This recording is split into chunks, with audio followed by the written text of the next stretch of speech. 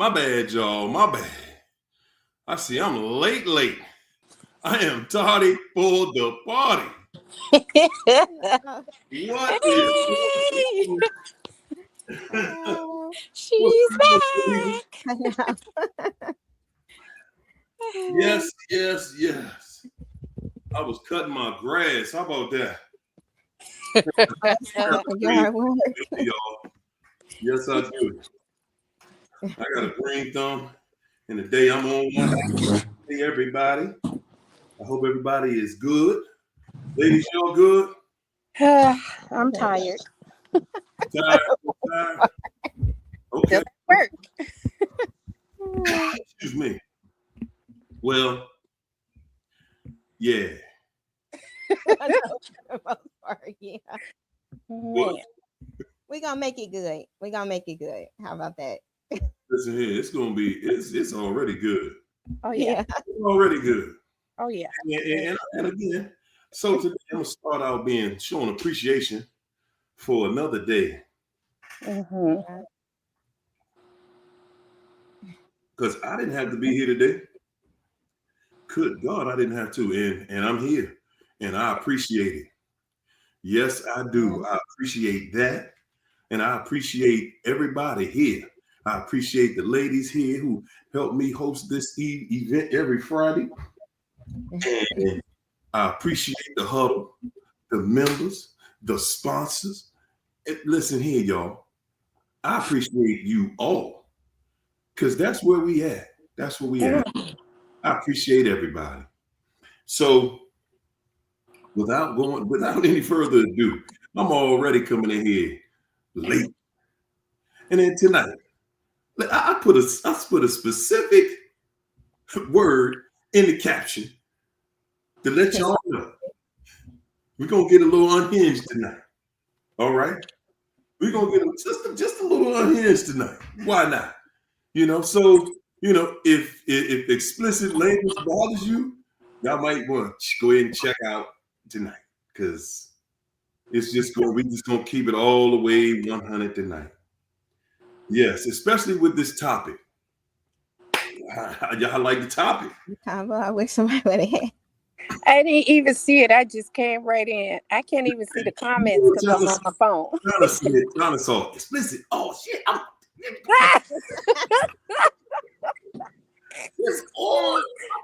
That's all I needed. Oh my God! Hey, look here, y'all. I'm gonna tell you, man. I'm gonna tell y'all just like this. We've been lied to so bad for so long about so many things, about everything. About everything. We've been lied to so bad. We've been lied to so bad, ladies and gentlemen. What I'm going to start by saying is,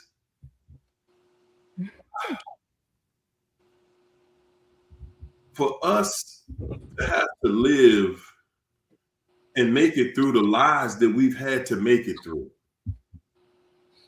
the obstacles that we've had to get through. Yeah.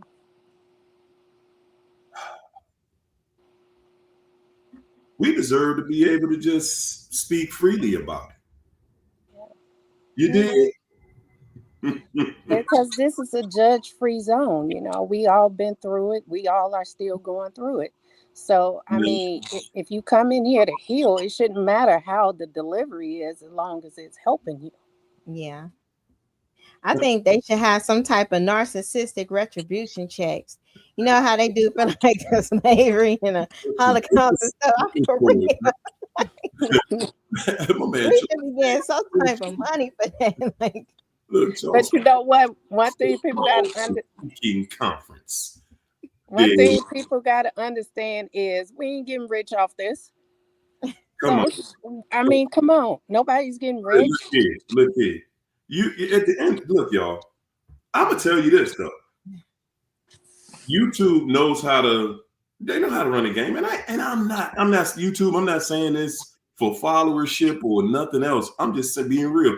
YouTube know what they're doing, and I'm glad YouTube only let me get to a certain level. because I've seen so many content creators, they just throw these great big 6-figure checks at monthly. Well, what you gonna do when somebody snatch that from you? Oh, Harry-o.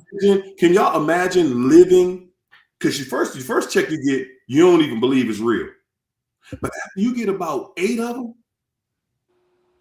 you don't create another lifestyle. Whether Yeah. you've created another lifestyle. You done moved yourself in a place where you believe, okay, even if this get cut in half, I'll still be all right. Oh yeah. Then you're not going to be. Have you seen that video? Huh? Have you seen that video people making about content creators falling off? I haven't seen it. Oh my God, yes. I can just imagine. I've seen a couple of people though. Like I said, when you get those great big checks, man, and then somebody snatch that rug from up under you. Yeah. Man, you ready to go jump off a cliff. I can only imagine. And I appreciate you two for just keeping me at a very small, moderate, situation. I appreciate it because, I probably would have did the same thing. Just go out here, hey man, I'm about to go out here and buy me a mansion somewhere and pretend I can afford it because hey, I'm a content creator and they don't tell you that, hey, you only gonna really be able to do this for about a year or two, right? It's only when you like mention the orange man. They got it so rigged. Like when anybody talking about the orange man, the algorithm automatically flags it and shadow bans it. That's why it take each of us to constantly like it, hype it. If you got a multiple channels, do it on all the channels because it's gonna be like that FUBU stuff, like for us, by us. That's the only way we're gonna really get this going because they not for the truth. They always sending some type of notification on what you can and cannot talk about. They want people depressed and fear. They want you to spread all this crazy nonsense. And it just takes for somebody to report your video and it's gone. There is no investigation. There is nothing, but it's so crazy when someone's smearing you how hard it is to have that removed, but other people could just have videos like this removed. It's not going to listen, guys. First, it's not going to get removed. So they already have things. They have bots to override. When somebody overrode, when a person in the system to override, they got bots in there to check behind them too. So I told y'all one time, many years ago, this may have been about 5 or 6 years ago, I did a video. Excuse me, of course, when my me on the internet, she ain't even got a channel. Boy, that video right there, I think I said on the video, I said, after this video tonight, y'all, I'm going to be able to prove I was with the absolute worst narcissist of them all because she was able to trick people he didn't even know, never had met her. And they put their whole channel on the line. And most of them lost their channel. Oh my God. Lost their channel. I mean, like, wow. I saw a picture. She had that girl called the Spiritual Whistleblower making a video about me. And I was like, oh my gosh. I was like, really? Is that what we doing? Okay. I can respond to this. Because they was putting a whole lot of yeast on everything. We got receipts. He a woman beater. He broke his wife's arm and oh my gosh. Okay. Say that on your channel. Just say it. I ain't even gonna go through this internet way. Say that on your channel, and I got a recorded statement. Yes, indeed. They'll be going to my lawyer right away. So they try to do it in a way where they didn't actually say it. So I'm like, well, why you don't say it? If you believe what she told you, why not just go ahead and put your neck on the line? Anyway, long story short, they flagged my channel. They made that video like that was a live I did, and it had about 900 people in there. and they were responding to all the allegations, right? And the whole time I didn't even know I was getting set up, but they didn't know I was going to show receipts. They didn't know I was going to show proof from the hospital, from the doctor. So when I came in and showed it, because I showed it on the video, it just shut everything down. I get a call the next day. I got a call from a person that worked at YouTube. She would not identify herself. She would not identify who she was, what her name is. But she told me, because I lost like 5,000 followers that night. And she was like, yeah, we were going to just totally just take your channel down. And, they said that it was women on here saying that you this. And I was like, women that ain't even met me? Guys, that's why I never got tripped out about this YouTube thing.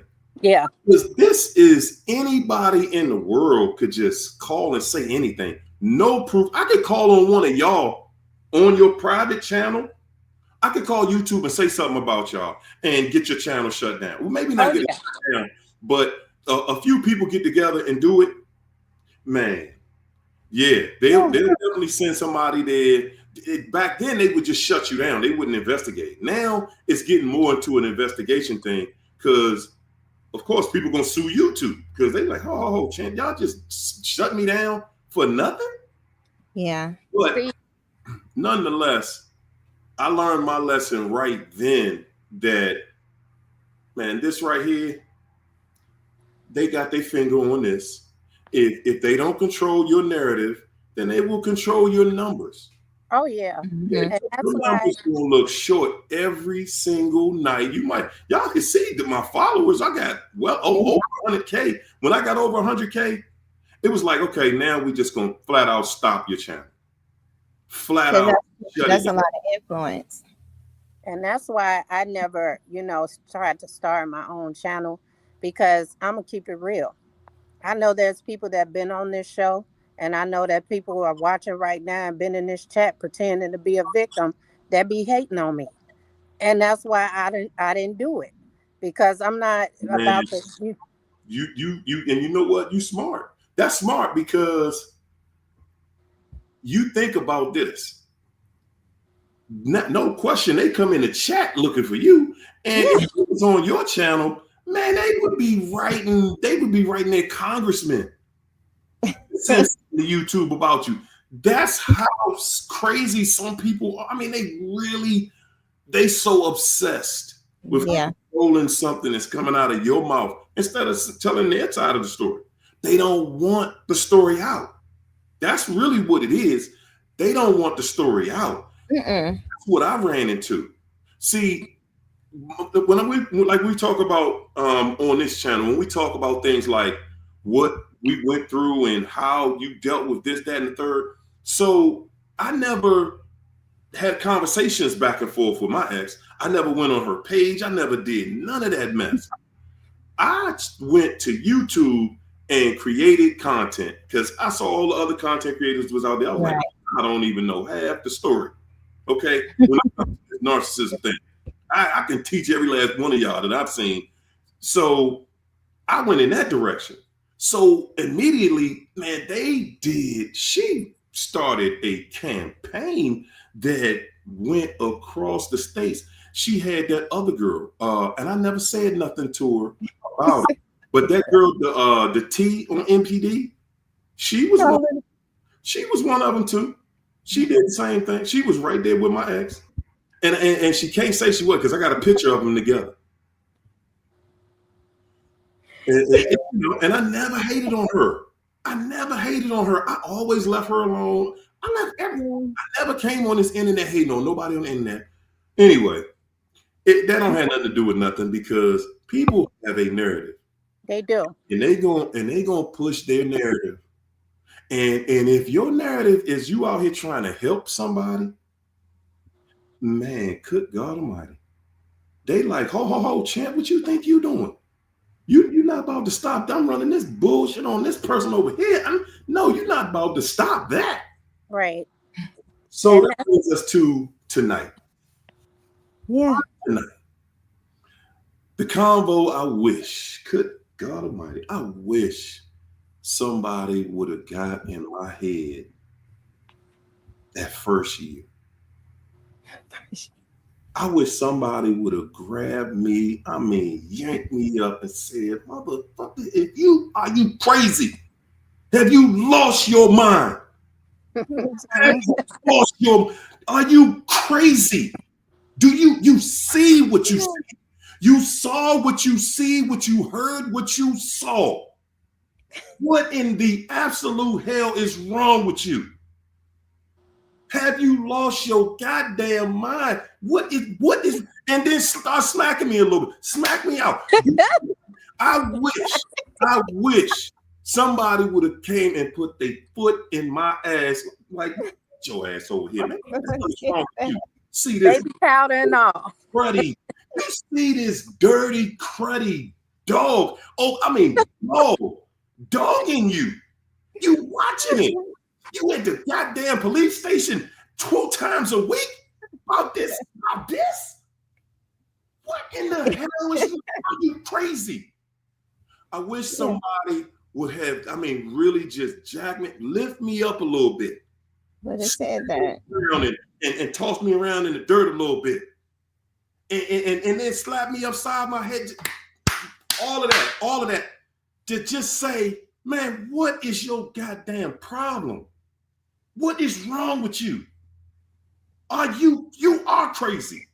They get mesmerized by the narc too. You are crazy, and you've been around this crazy mess. It ain't, because now it ain't even about you know better, because you know better. You wasn't raised in that mess. Nobody raised you up lying and cheating and stealing from you. Yeah. What the hell wrong with you? Like you got the leprosy. You got this disease that can't nobody cure. What is wrong with you? Yes, that is the conversation. I wish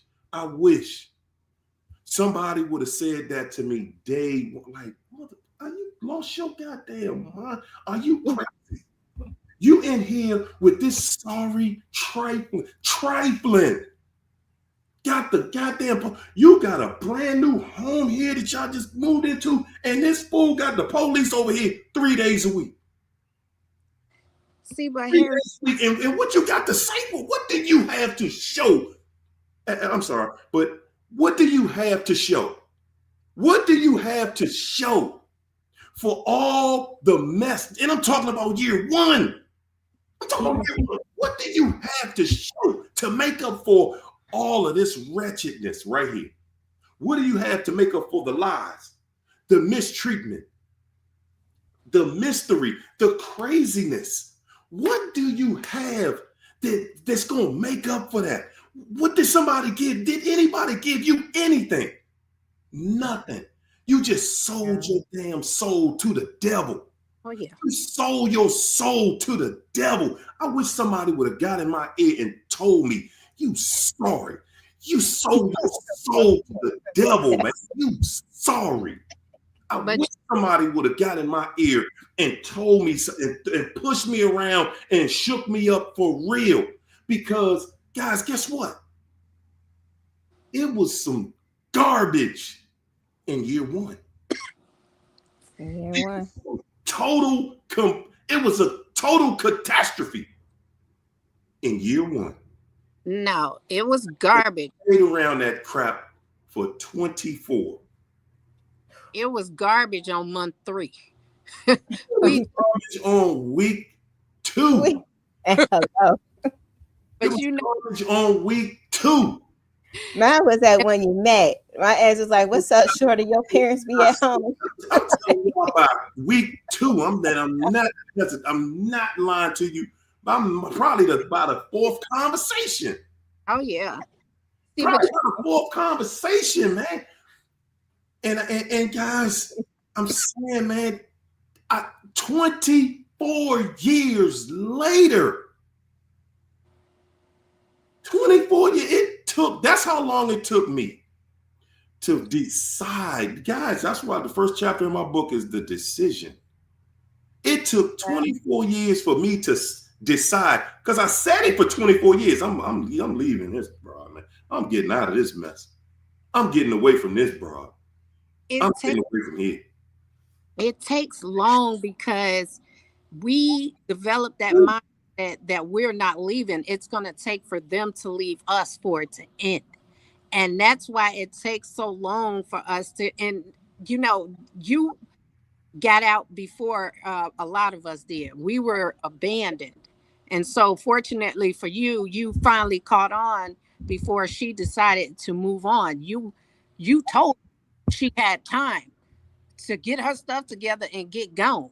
See, you had that. We didn't know what we was dealing with. You dealt with it for 24 years. Mm-hmm. Dealt with it for a short period. So that way I knew it was. There are no question marks when it comes to that female. There are no question marks in my life about how she doing, what she doing with somebody else, there is no doubt in my. I wouldn't care if somebody came to me with a recorded video of her life over the last, and even if they did, you couldn't record that foolishness, that foolery. Nobody can change those kinds of deep, dark patterns. No, it'd be the lies. One day and change it. We start telling ourselves lies. Like narcissists, they so much of chameleons. Like they have a way of trying to joke around or try to be cool. And if they catch you in a time where you like in a happy space, like say they had a birthday party, whatever, and they trying to joke around, hey, da da da da, and and they make it seem like they changed. Like I had some that they went to the church, they had Bibles, they did everything. They was on the bill, the little posters at the church. They did all kind of stuff. They go through all of these things to convince you of what they feel like you wanted them to be. And you will believe them. Like some of these narcissists were attractive, so you will fall into the trap of the looks. I mean, women probably had that issue too. Men have it more than women, that I think, that I've seen in my family. But sometimes women kind of have that issue when it comes to the money with that the men might have. But they might kind of remember, like, okay, I might be able to put up with some of their bad stuff. At least I know them. And then if they kind of deal with the two wrongs, and like I'm gonna do me and they gonna do them, but you can't hear me? Yeah, can y'all hear me? I hear you. Okay. So you might do that, like we both wrong, and then I'm gonna do me and you gonna do you, but at least we know each other, and then you stay in it longer for that. But all of that is delusions and illusions. Like you can be missing out on something real good dealing with this cruddy crap stuff that never gets better. They never ever change. They got deception, and that's it. They only deceive. There it is. And they lie. They love to lie. They love to deceive. They love to cheat. They love to steal. They just, that's it. They cruddy. They can look you in your face and tell you whatever, because they know, like, the only thing they need from you is a temporary validation. That's it. They got about 15, 20, 30, 100 people in DMs and all of that. I can hear. You can't hear? No, I hear. I can hear now. But I couldn't hear at first, but I could hear now. Okay. And listen, man. But that's how they are. And we trick ourselves. That's the thing. Like, we wish somebody would have told us, quit tricking yourself. Quit tricking yourself. I lied to me. I lied to myself for all of those years. Guys, I remember sitting back looking at it and thinking about how one day it's going to be over. Because I was waiting. I was like, okay, eventually she will leave. This ain't what she wanted. Eventually she'll go. Guys, if you think like that, you crazy. Yeah. If you think that, because that's one of the things we stand on. We like, well, if you want to be with somebody else so bad, you will leave me for them. No, they won't. No, they won't. They will not leave you just for somebody else. That other person has to show that they are the bigger sucker. Yep. That's what it is.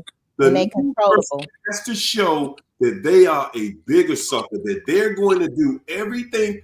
We be thinking they looking for something different, y'all. We do. They're looking for the one. Listen, they fed somebody the story about you, how you ain't this and you won't do that, and they got all these problems with you.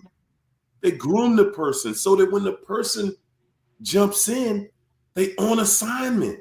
They already understand the assignment. Oh, yeah. I'm about to spoil you. I'm gonna do this because your ex don't do this. I'm gonna do that because your ex the whole time that was everything you was doing. They're doing them to do exactly. Listen, y'all. They're grooming that person to do exactly what they had you doing. Yeah. And you're not going to be able to keep doing it. I know we be thinking, but I could have kept doing it. No, you couldn't. Because you already seen the truth. Yeah. The narcissist got a little more respect for the truth than we do, believe it or not. It's just a different kind of respect. A narcissist is smart enough to know and understand that you have seen how funny I am. Oh, yeah. You've seen it. They know the pattern. Your mind won't be able to deal with it. And they cannot have a relationship with you when you have the upper hand. Yeah. No, they're not going to stay in something like that. They must be the initiator of all of the craziness. They must always be the one destroying, breaking things. Okay, they're never going to pull back and, okay, you can be the one that's the problem child now. No, they're not going to do that for you. It's going to be, they messed up, they cheated, they lied, they messed up the money, they stole the money, they manipulated you, they used you, and now they have somebody who's gladly running into the same situation, and they're smiling right now. They're confused and don't even know it, but they're smiling, getting it with a smile. So the narcissist is saying, okay, this is a candidate. This person might take your place. Right. Yeah. See, and that's the thing too. They're smart and they respect the truth enough to know when something has ran its course, and they know when you're reaching that breaking point, and that's when they'll just hop to anything. I also want to debunk this too, because I'm learning this. Narcissists do have a type. Their preference. Their preference is street women, but they'll sleep with anybody. We're not their type. We're not their type whatsoever because we're going to hold them accountable. We're going to make them feel uncomfortable. We're going to try to make them grow. We're going to increase pressure. And that's not their type. That's exactly where they get us, because a narcissist is saying that, look at you. You came in my life thinking you're going to show me a better life. I'm going to sit here and pretend I want a better life. You're never going. You know why you were never able to succeed? Because the narcissist has an opinion that is independent of your actions. Yep. Just because you gave them the world, just because you treated them like the world, just because you loved on them and caressed and gave and gave and gave and gave of yourself, it means nothing to their opinion of you. Opinion of you is still that you deserve for me to you deserve me to, when I'm shitting on you, you deserve that. Yeah. That's how a narcissist really feels. You deserve this. I'm doing this to you because I owe you this. You ain't nobody. You're not better than me. You're not better than me. You're just like everybody else. And I'm here to show you that I am running this, not you. Okay? You will not receive credit for destroying everything here. No, I am going to be the perpetrator of all of the destruction. Ladies and gentlemen, y'all notice that once you get on one, and man, oh man, good God, when you decide, we play, that's the game we playing, and you play the game that they're playing. Y'all ever notice how quick they get religious on you? They start pulling your morals and values right back to you. Mm-hmm. And Yeah. they like with a narcissist, if you are the person that they know that all of these other targets gonna compete with, like once they already discarded you, that's it. Like they already had a narrative out there about you that if they were to get back with you, it would deflect that. So they're not gonna do that. Like they will promise, like, hey, we working on each other. Like I'm working on me, you working on you. This can work. Let's just give it some time, see what happened. We got that love for each other. We got that history. They're going to do all of that. They're going to say all of that. That happens. Those are the Hoovers. But once they had that initial discard, that was it. They didn't really have feelings like that. They needed to go to the next level. Like we got to understand everybody's brain is not based on emotions. Some people don't have emotions at all. They got darkness and they got a void. They don't have nothing going on the inside. They only thoughts be how I'm gonna survive today, how I'm gonna make this come up, who gonna give me attention. Oh, this person like me, this person like me, this person like me. I'm doing better than Susie Q from high school, because that's where they thoughts is always at. Oh, I bet I got more like this person. Oh, look at me, I'm a baddie. They do all that dumb stuff, but that's them. They just stay in a dumb loop. That's all. And what we try to do is we try to bring substance to somebody who prefer to be in a dumb loop. Like they prefer that. They really, all the ones in my family, I'm gonna just speak on my own family.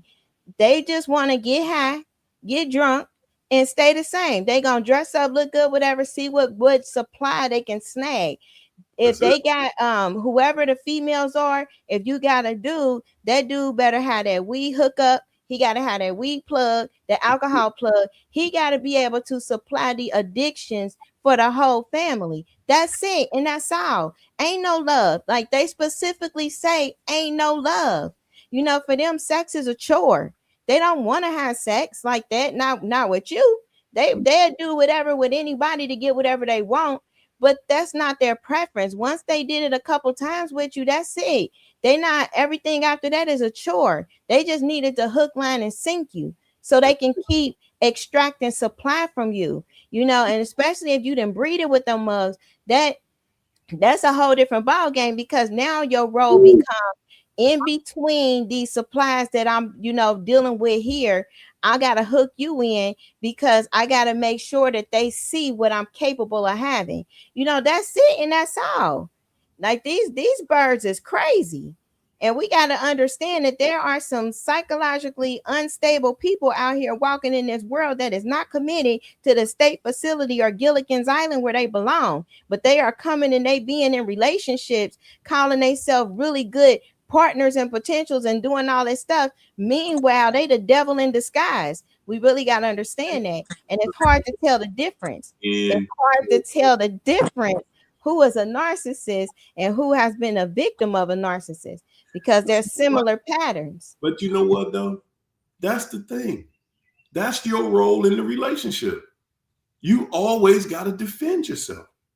You never get to be on offense. You're always on defense. Yep. As everybody knows in a professional sport, you can't win a game on defense.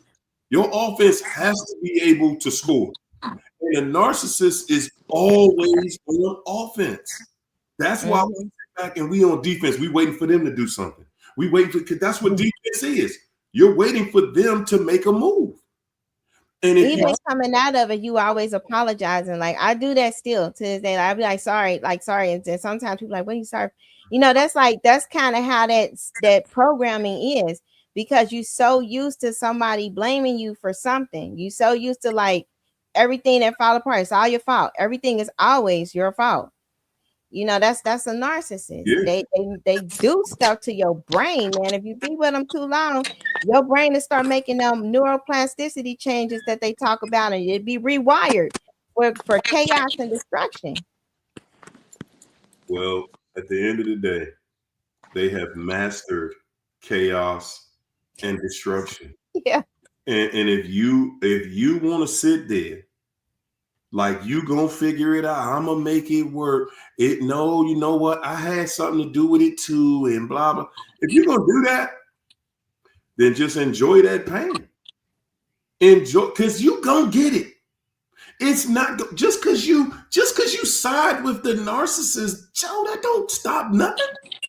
That don't mean, oh, they gonna stop doing what they doing. They not gonna, oh, they gonna stop, you gonna stop lying because I just went along with your lie. No, no, they didn't lie the truth. Now they know you a liar just like them. Now they gonna go. And what does siding with the narcissist look like? Like, we really need to be breaking it down, because a lot of times we get in those traps. I've been in those traps many times. Yes. That's how you be in stuff for 13 years, 8 years, 10 years. You know, you be in these long-term situations because you just sit there and say, okay, I'm just going to agree to disagree, or I'm just going to be quiet. I'm just not even going to say nothing. If they yell, they can't yell if I ain't yelling back. Oh, yes, they can. They will completely destroy your life. Like, you will sit there and think like, I'm just gonna keep it kosher. Meanwhile, they done stole your bank card. They emptying out the account. You gonna need that. They done set up here. They done took out the kids like college funds, all that. They done spent that on whatever. They loose women. They loose men. They all on all these different places while you at work, having these different people in your house, in your bed, sleeping with them, doing all this crazy stuff, doing stuff with your relatives. You know, all while you just being quiet. They Keep the stay peace. sleeping, but they're not sleeping. Okay. But Exactly.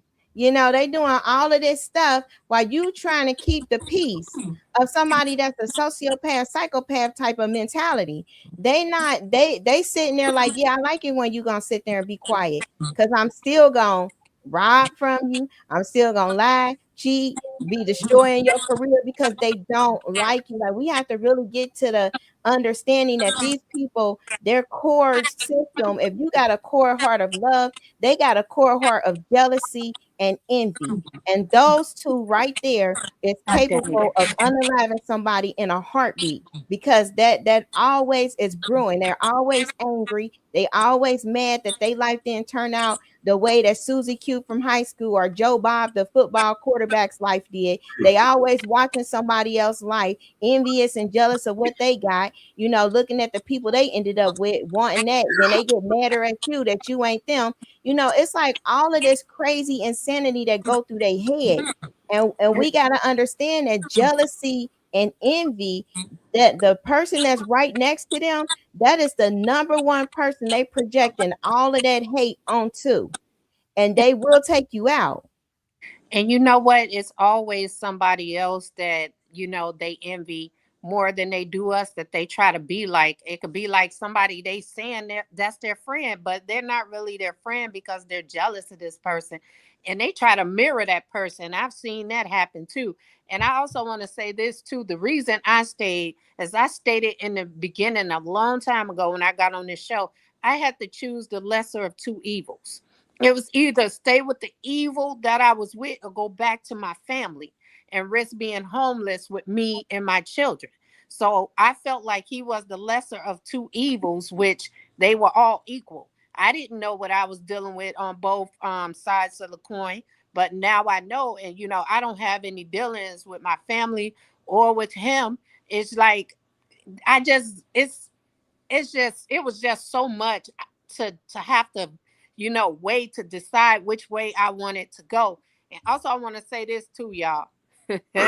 This economy is a mess, and we got more homosexuals now than anything, and they're looking for a place to stay. They're looking to eat your kids' fruit snacks. They're looking to come to your home and eat up your food and live off your lifestyle. These people, we cannot get them to grow. We can't get them to upgrade. They plan on coming and living off your lifestyle, getting comfortable off your lifestyle without contributing anything to it. And that's why when we say, oh, we cook, we clean, the next person finna do all of that. And do y'all remember when you used to tell them stuff you done for them and their favorite words was, I didn't ask you to do that. They not asking the other person to do it neither. No. No, they just really, that person is just a seat filler. That's it. It depend on the level of what they feel that other people, they invisible audience that they think is always watching them, think that they should be with. Like, that's it. Like, if you were that one that kind of outshine them. You ain't even trying to do nothing. Like you thinking y'all up here, y'all both doing stuff together and y'all building together. No, in they mind, they got jealous and envy in their heart. Mhm. You smiling a little too much. They looked at you twice. They always asking you questions. Right there, you became public enemy number one. If that's you, if you got a bright light and you just like go in there, you talk to people, light up a room. Oh, you the one that no matter what supply they get, those are seat fillers. Their target, and they are just like just honed in on destroying your life. That is it, and that is all. And it will never end. It's like the Terminator, the never ending story. It's about 4 or 5 of them that they cannot stop, them and a family and a little fake friends and all that cannot stop monitoring, watching, seeing what's going on, reaching out, all of this stuff on my life, because it's just it becomes an obsession because of jealousy and envy. Even though they can do the same thing, they can be the same, they can be that and more. And you would encourage them, you would do all of this stuff, you would build a foundation for them. Nuh-uh. Now when they rooted, they was born with jealousy and envy as their core heart system. We got to understand that everybody ain't born with love. That ain't how everybody wired. You know what? And I'm gonna say this, because we letting the cats out the bag today. Yeah. Yes, indeed. And fellas, don't think for 1 second that the Jezebel that's from absolute hell, because you doing this or doing that, because you think you add up to be high value, is what I guess what we call it nowadays, or whatever you are. Don't think for 1 second, that because you got this long list of stories of what you've done, and I've given you this, and I've done that for you, and I'll help you with this, and blah blah blah blah blah. Mm-hmm. Gonna lie to you. She gonna still cheat on you in your house. In your house. Gonna drive your car to her side dude's house. She gonna let her side dude drive your car while she in it. They gonna have sex in your car. Oh, You gonna have no. semen or vagina juice in your car. In your car. You gonna sit down on something wet and say, "What the hell is this?" And Ooh, no, please, man. So I found the red hair weave. I said, this is synthetic hair. I was so mad. Like, who got synthetic? Who did you have in the car? It's gonna be absolute pandemonium. There is no lower. You think that because you help them, that's part of the reason they doing to you what they doing. Because they jealous of you. They jealous of the fact that you have the ability. You hear that part? I know this, because this is gonna really go kind of low. This is some low level energy. It's plain. It's really plain, but it's difficult to see it if you don't see it. They're doing stuff to you because of the access to different things that you have. yeah. Sometimes it's money, but sometimes it's influence. Sometimes it's just your character. They jealous of your character. Guys, you're not going to see stuff like that. You're not going to see them as a jealous person. They're jealous of me. What you really don't see is they see who you really are. Oh yeah. And they know that in real life, one day life is going to reward you for everything they do to you. They know one day life is going to reward you. And they be so jealous that when they living off of you and you have all this stuff, they be behind your back telling people that you got that stuff because of them. Knowing they ass ain't got a goddamn dime. They saying, I got this for him. I got that for her. They ain't get shit for you. But this is the stuff that they tell people because they know they can't level up. And then they know the relationship is going to end. So when they walk away with nothing, they be able to say, well, I let him or her have it because I got it for them. And that's so when they have nothing, that's their excuse. I also want to say this too. Another thing that keeps us with these damn people is, man, we get caught up in the fact that these people, oh, I'm acting like this because I'm bipolar. I'm acting like this because I'm this, I'm that. Oh my And goodness. that's what we stay around for. That's what keeps us around because, oh, I have mood swings. I have this, I have that. It's not always them blaming it on their childhood. It's always this is how they is. This is what they have. But these the same people diagnosing themselves but won't go get no goddamn Yeah. therapy. Come on. Come They on. will not go to therapy or Come on.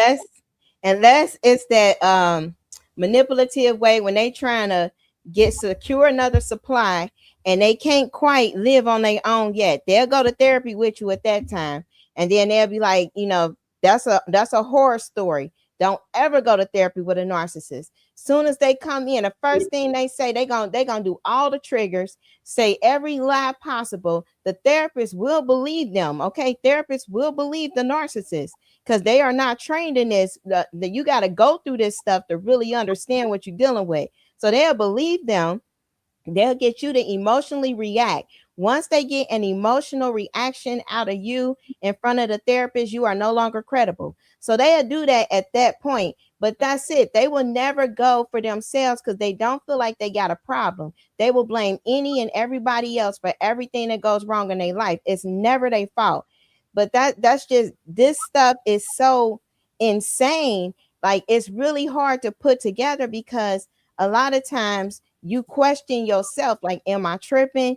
Is this really how this person acting? They did say they got this going on. They got a crazy family that's backing them up. They surround themselves with these goons and everybody else that believe they bull crap that will back them up. So it really gets you to question and doubt your reality. But you gotta stick with what characteristics do narcissists have. They lie, they manipulate, they cheat. It ain't just the cheating and stuff. Like, people do a lot of things. They do devastating things in the beginning that you cannot overlook. You try very hard, but you question, like, why would they do that? Why would they go to that extreme for the gaslighting? Why would they do that stuff with the crazy making? Everything they do is very strategic. But in the beginning, there are some flags, and you got to think really hard what those were so you can put in a context who this person really is. Because if you can't identify them as a narcissist, it's even harder for you to leave because you would think this person is salvageable. You would think this person is not the devil, or this person is not a whole witch or warlock or whatever they doing to you. Like, they not capable of poisoning you. They're not capable of getting a life insurance plan on you. They're not capable of hurting your children. You got to really look at it to that degree because these people are capable of that. Even female narcissists, they don't like children. They are Okay. the worst. Do not like children. They are not nice to your children. I don't even care if they're the mother of your children. They do not like them. They, from birth, they are planting seeds of poison in that child's mind, making them feel like they are not good enough, making them feel like they are not as pretty as them all the time. I grew up in that stuff. That's what they say. Oh, you look decent. You're not like me. They'll slide that in. Or they'll say some comments about their body shame. They do all of that to their own children. So if they're a step parent, they really go hard in destroying that person's mind, that child's mind. But you know what? I want to say this too. Working with kids, I'm seeing that this narcissism is going to get worse. Y'all think it's bad now? Yes, Me sir. seeing these damn middle schoolers and elementary school kids, Woo. one of the things, let me tell you something. Staff member, the little boy threw his damn food tray and broke it on her damn leg. Oh my God. Because she asked him why he kicked the little girl, and he got mad. These kids are out of control. This one is going to be this fourth grader. She cussed at a teacher. He told her to get up and go. And she was like, her friend was like, you ain't even get to eat. She was like, I don't give a fuck. I didn't want this shit no way. And this is what Oh my God. That's elementary school? Yes. She's in 4th grade. So You got to deal with the parents. So slowly but surely, those children are learning that adults can't really discipline me. Yep. They're slowly but surely learning that. And the devil's in charge, because the devil is in charge here. For them, we give the devil charge. Though. We giving them the rights. We giving ourselves away, man. We selling our souls out here, y'all. Yeah. Real talk. We selling our souls out here to try to stay in line in a system that we know is evil and corrupt. And excuse me, I noticed about like the politics that's going on and how they took some of those states have changed the entire voting process. Excuse me, right before an election. And that's a distraction. Let me say this to everybody here.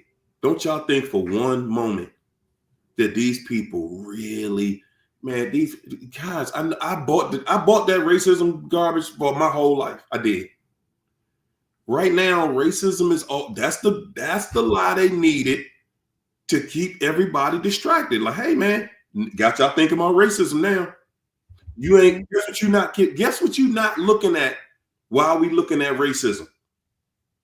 You not paying attention to how much of your money that they stealing and how they're making it so that because at the end of the day, y'all, I promise you, if you got enough money, that racism stuff don't really apply to you.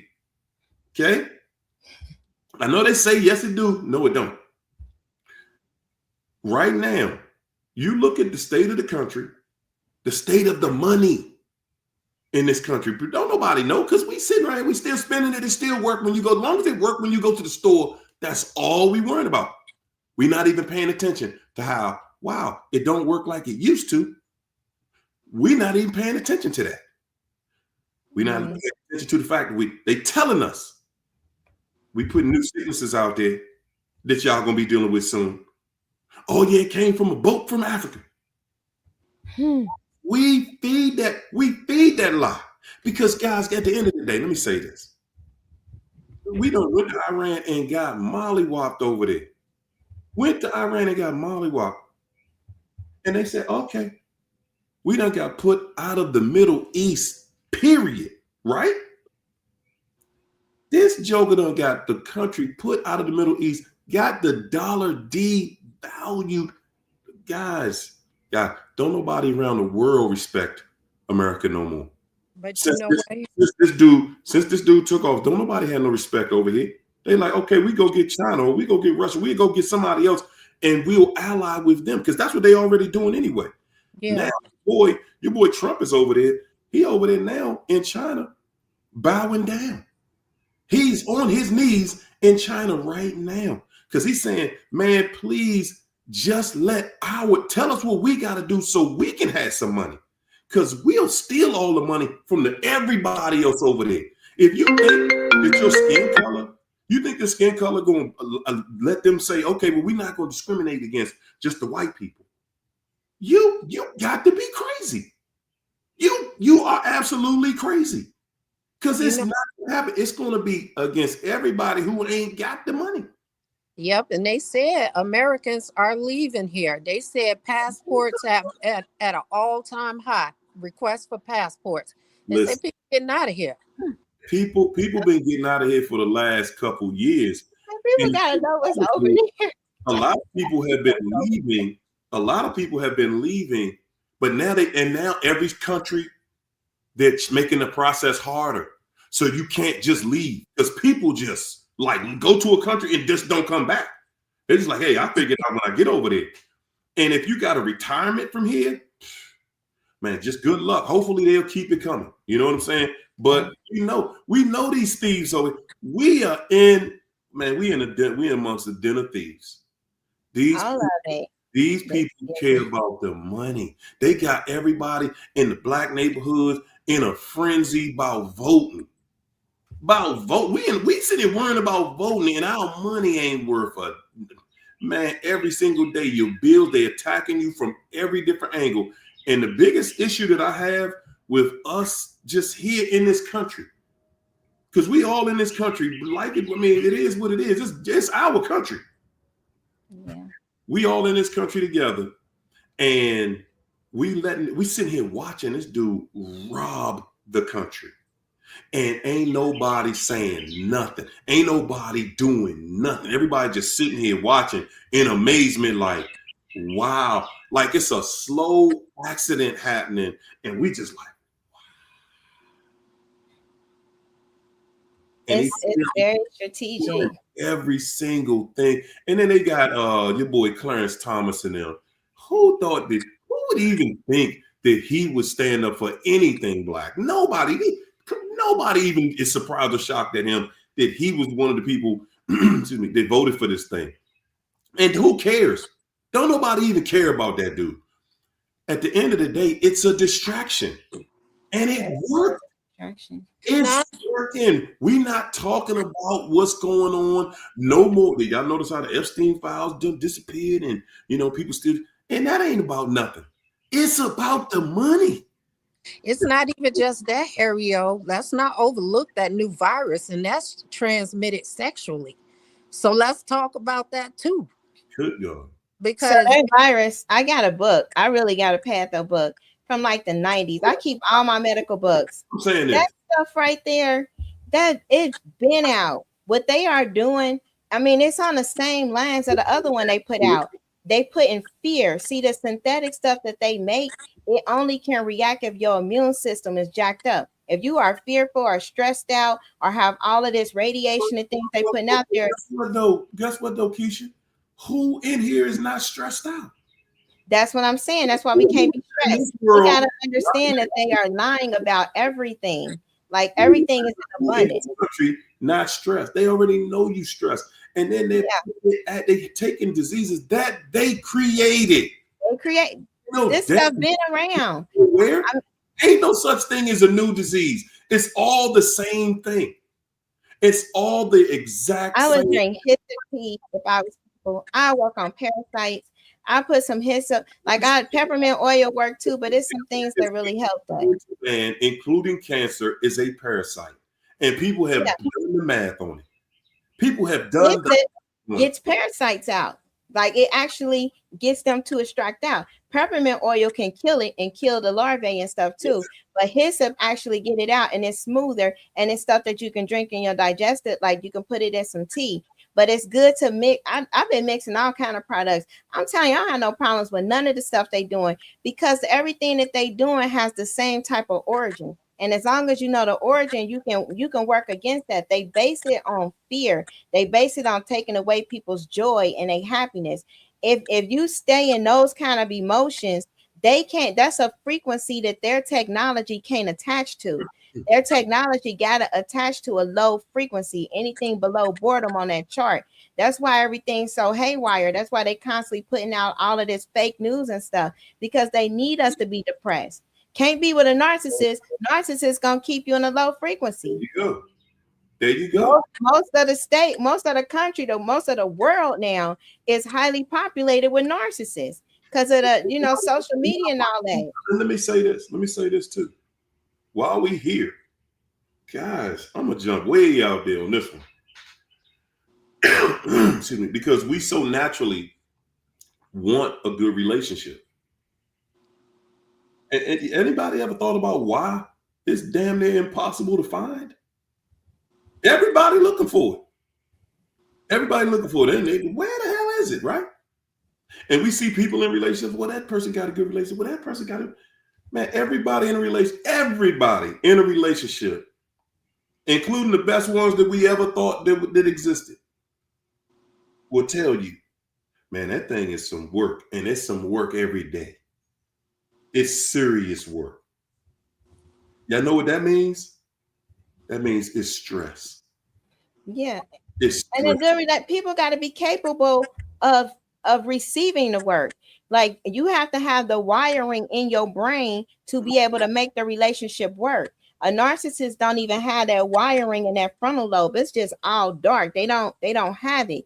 So if you sit there and you like, I'm gonna do this, and we're gonna make this work, we gotta do this, all that stuff, and you dealing with a narcissist, you just setting yourself up for an early grave, because all that toxicity is gonna build on the inside, and most of their partners end up with cancer and everything else, because it's just inevitable. They spit so much, you can only hold so much in, and it's gonna cause you to start becoming bitter of the injustice that happens in that relationship. So you got to really understand what kind of wiring a person have. If they cannot take accountability, this is a telltale sign. And not just, oh, I'm sorry you feel this way, or I'm sorry that I hurt you, whatever you said that I did.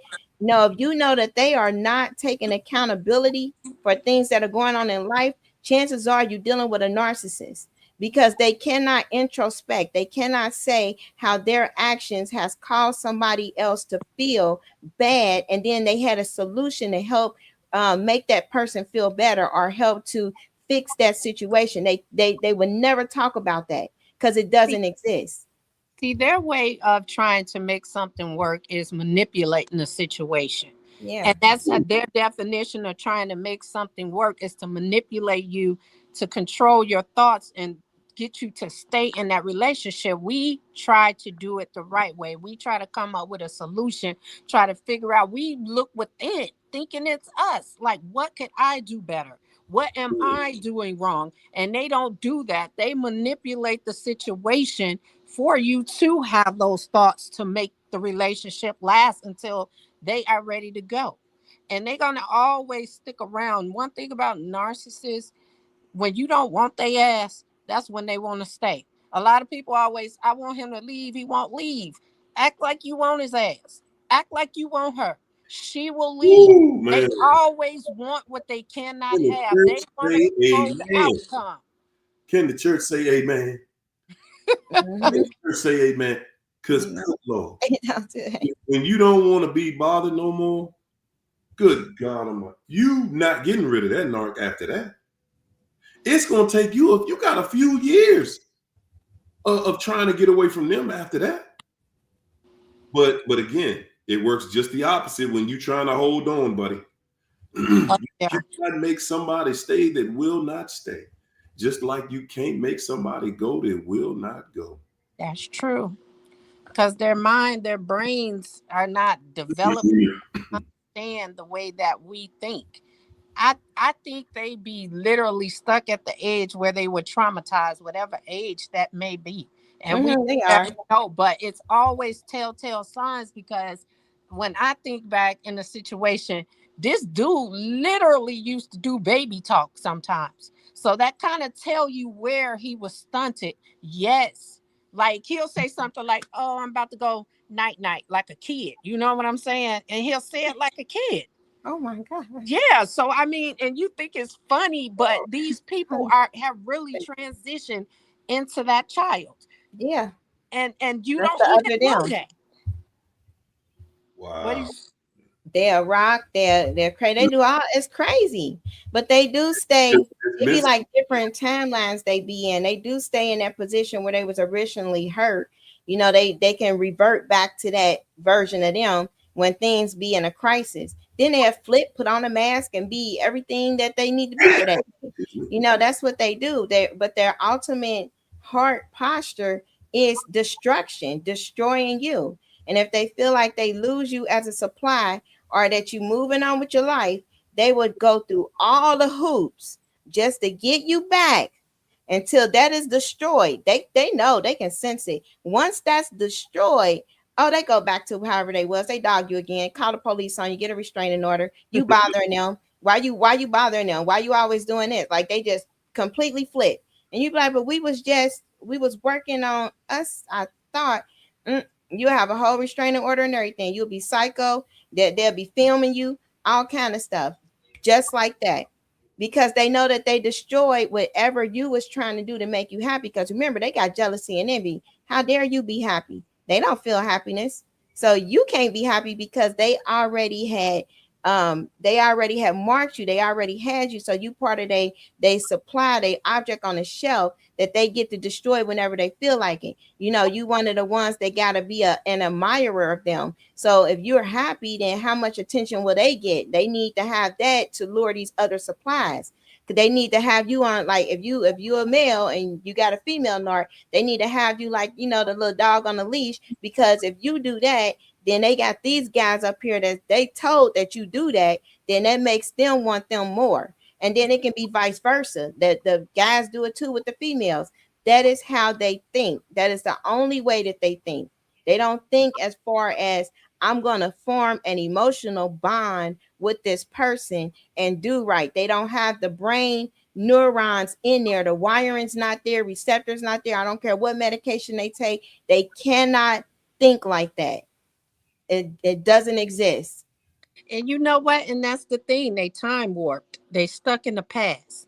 They Mhm. always, if you notice, some of them still think they got it. Still think they Whew. look good. They figure if they keep the same damn haircut and the same shave, they that 20-year-old that they used to be when when they Yeah.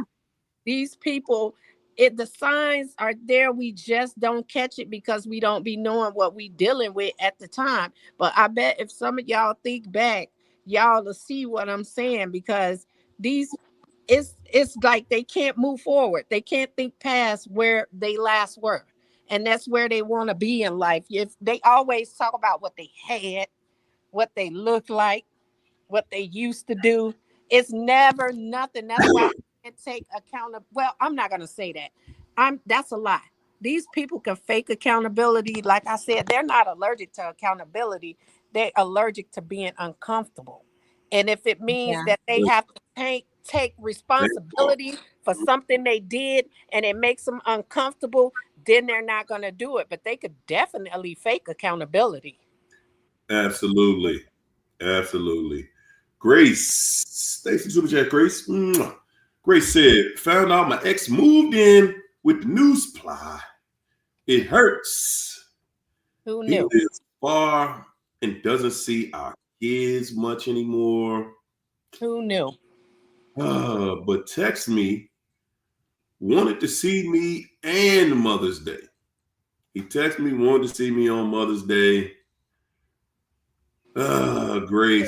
Grace, man. That, I mean, That's typical. That's usually how they go, because he got to destroy that person's life too. So of course he gonna be like, man, I just want to see my kids. Ain't that what they always? I'm just there to go see my kids. I'm telling you, these baby daddies.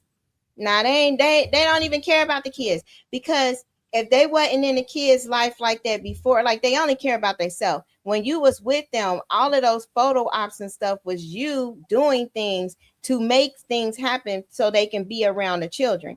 They narcissists don't care about kids like that at all. So they would deal with them to get the photo apps to look like the family person, to lure in more supply so they look like they are, because they need a place to stay. Let's be clear. He needed a place to stay, so he's not homeless. So they're luring this supply. That person is sold a dream.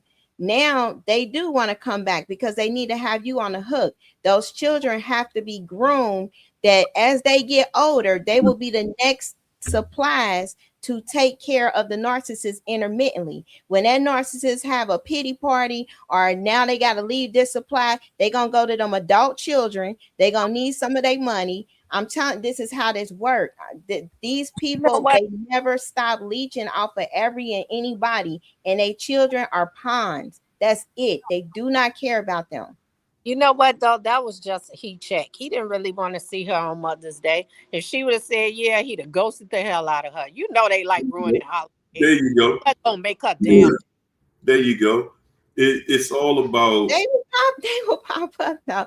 It depends on where the narcissist at, and it depends on where you at. Like if the narcissist feel like you kind of like, you didn't moved on, whatever, they'll try to pop up. They'll pop up, be like, yeah, I wanted to see the kids and see how everything going. They do that kind of stuff. But it is a heat check. It is something to make the other supply mad. Like it is all of this other stuff involved. It's never about any feelings. They don't have feelings. They just have manipulation tactics. They got things they trying to psychologically do to other people and all this other stuff.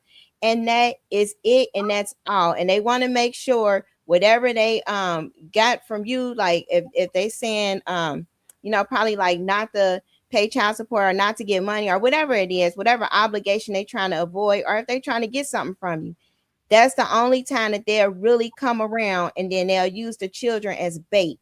That always happens. But you know what though, Keisha, they you're right, they do pop up sometimes, but depending on where he's at in that situation, like I said, that could have just been a heat check so he can know that he got her in the bag.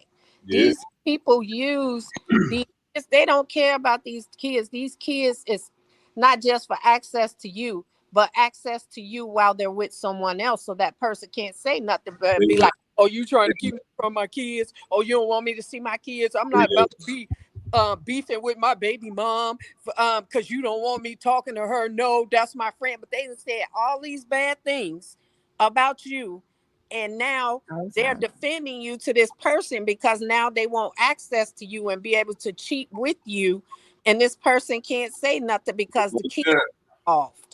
Just like that. She said she found out that he moved in with the new person. And it hurts. Guess what? It's supposed to hurt now. Yeah. It's supposed to. So don't take that as being something bad. It's supposed to hurt because, somebody you cared about tricked you. Mm-hmm. They made you think that, this was one thing and it was not that. And now, he's going to take the show on the road. He's taking the show on the road to the next viable candidate. Now, one of the things, as we've been talking about, that makes this person choose somebody else, guys, it absolutely has everything to do with what you have seen. You've already seen how low they can go. Yeah. You've already seen it, and they know in the back of their mind, they're like, okay, you might still be here today, but please understand, you're going to leave. Mm-hmm. One day you're going to come to your senses. One day you're going to look at this situation and it's not going to make sense to you. You're going to continually, daily, you're going to ask yourself, what in the hell do I see in this? Why? How did I get here? They know you're going to pound this in your own head on a daily basis. And at some point, you're going to say, whoa, whoa, whoa, whoa, whoa, whoa. This ain't it. This ain't it. You're going to be in a place mentally where you're going to see that it's taxing to you to even respond to stuff about that person, because they've left you with nothing but bad memories. Guys, yeah, you might have had a good time or two with a narcissist, but guess what? Your good times, it was just average days, man. It wasn't nothing good. But those bad times gonna be more tragic than any horror movie you've ever seen, any crazy situation that somebody at work talking about, crazy situation that one of your friends is even talking about. You're gonna have the craziest story of everybody, because you're dealing with a narc, and you're gonna be able to look back at them and say, wow, man, oh no, y'all think that was crazy? What about this time when this person did such and such? And you will find yourself in a place. You're going to find yourself in a place where you're like, man, and the narcissist knows this about you. They know that you're asking yourself on a daily basis, why did I choose this fool right here? Why did I choose this punishment? Then you're going to be asking, God, what did I do to deserve this? You picked a narcissist, you saw it was a narcissist, and you chose to stick with it. That's what you did to deserve it. You saw it. You saw what the deal was. Yeah, I know that they, it'll look fuzzy in the front part of it. But when you get that right down to it, guys, that's the thing. A narcissist ain't gonna show you their true face until they got a little skin in the game. Yeah. Make sure that you got some feeling for them, that you really want this. And once they can see that you want this, you really want this, that's when they can say, okay, now I can start to show you Dracula.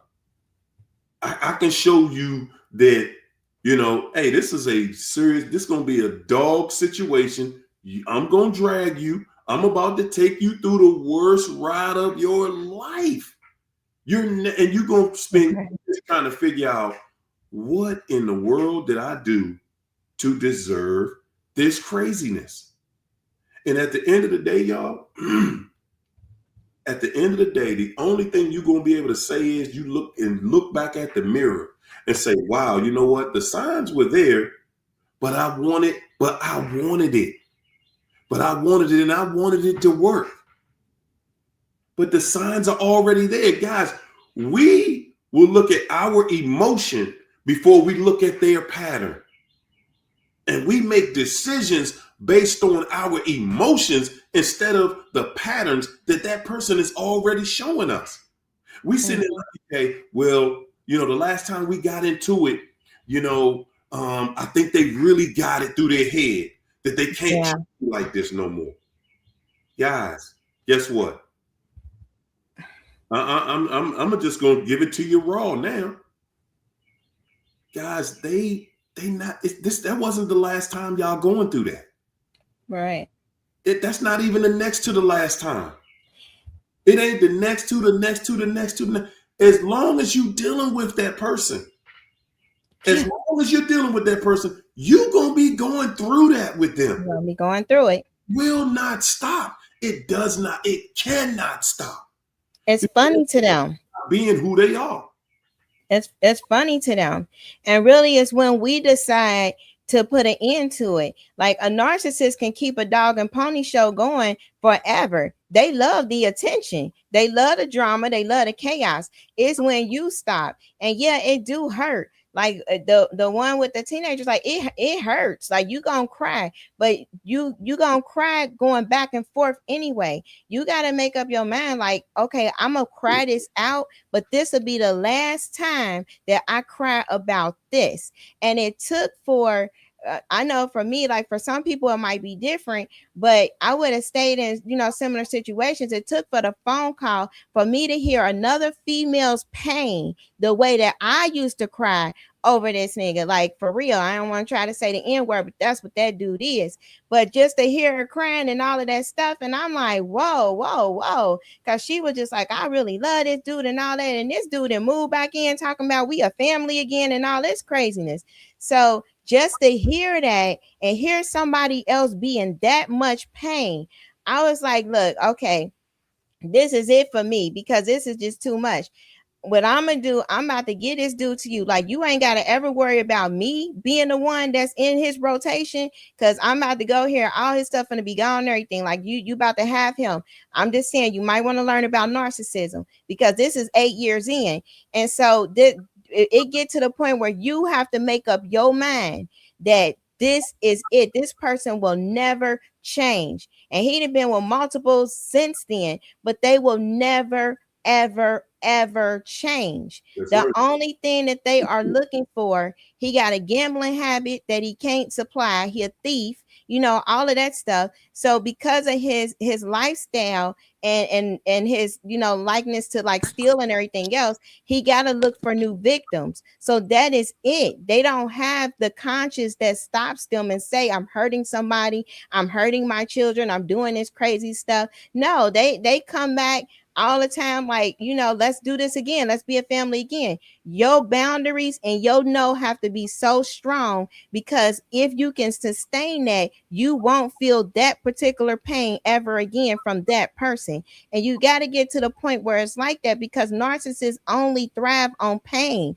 They like to lure you in. Those happy moments, they only are doing that because they know the happier they can get you, or the more that they can get your life to kind of get drawn in, like maybe this is going to work again, that when they crush your world, they get to be satisfied even more when it hurts again and it still work.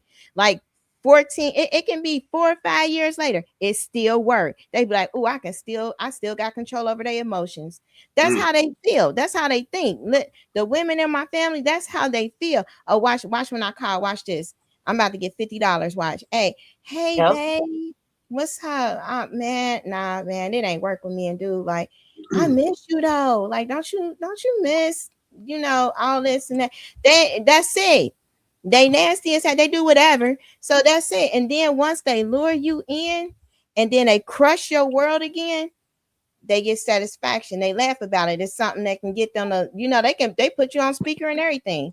They do all that in public because it's funny to them. Once they know that they got control over you again, and they didn't destroy your life. Somebody who has destroyed your life, your character, took your money, did damage to your reputation, made you feel like crap for months and months and months on end, did damage to your health, did damage to your mind, all of that. That person back again is able to do it again. Oh yeah, they feel satisfied. We have to get to the point where we are just like, we remember that, because we got this thing called dissociative amnesia. That's when you go through a trauma, your brain to survive will kind of give amnesia to the bad stuff, and then it amplify the good stuff. So we'll forget how evil and wicked these people are. We got to remember how evil and wicked these people are, because that's what they do. And then we got to cry it out. We got to go have that grieving period.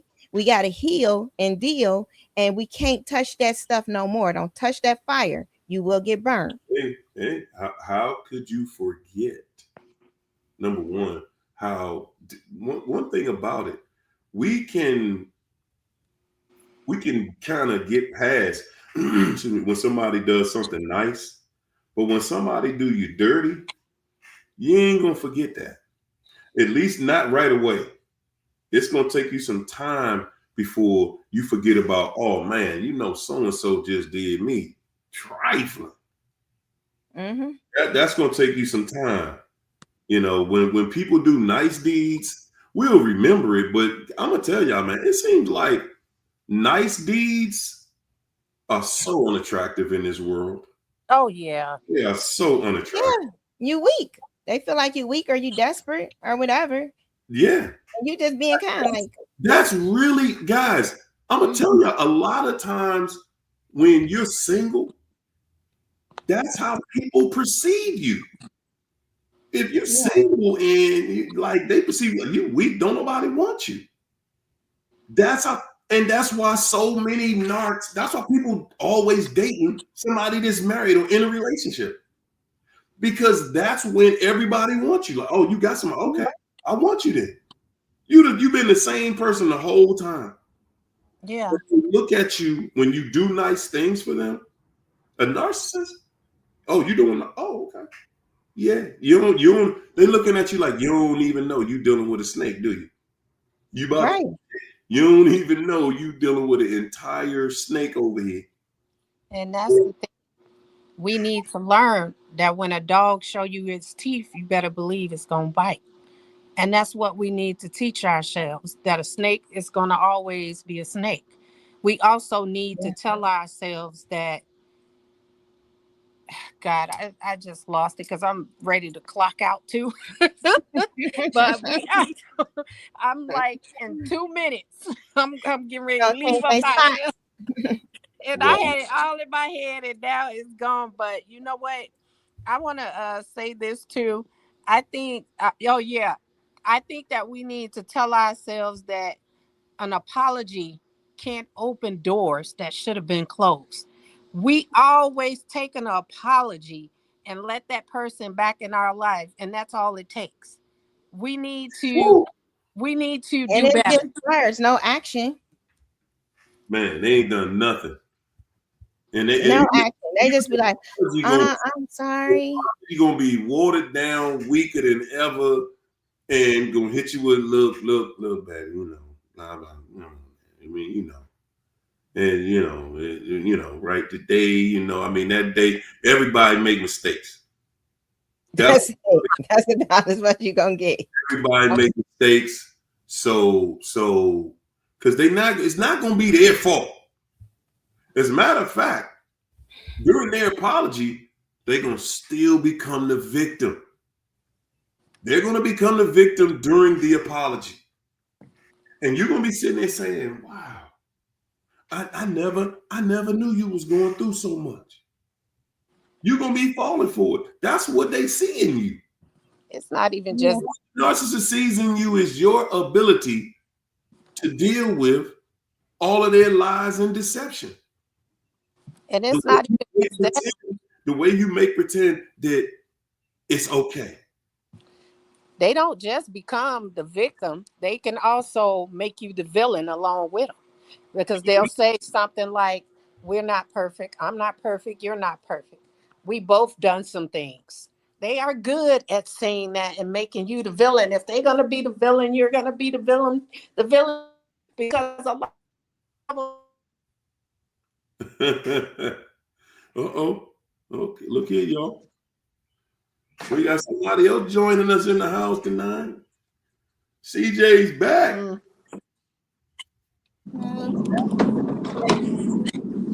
Man, what's up, man? I was checking in with y'all. Man, we sitting in here talking about what we talk about. But you know what, China? I'm going to tell you, man. One of the worst things that I've seen, y'all. One of the worst things that I've seen on our side is we will look directly at the truth. Directly at the truth. And then say, but what if? But what if, but maybe, possibly, maybe they was in a bad mood, or maybe this, maybe, but should I just cut everything? And I haven't even seen the outcome yet. What if I'm cheating myself? These are the lies we tell ourselves all the time. Dealing with a narcissist, like being treated bad, being treated wrong ain't enough. Like that ain't enough. What if I didn't try harder? That stuff. Now we need more added to that, so that it can somehow justify. Excuse me. So it could just somehow justify this whole entire lie we've been telling ourselves the whole time. Now I can justify. Well, they already kind of knew the background was a little rocky, so I thought that I would be able to make the situation a better situation, but it don't appear that it's turning into that. But I'm not gonna give up, because I ain't no quitter. And that's the worst lie you can ever tell yourself. I ain't no quitter though. I know this person bad for me. I know they treating me bad, but I ain't no quitter. We're gonna figure out how to make this work.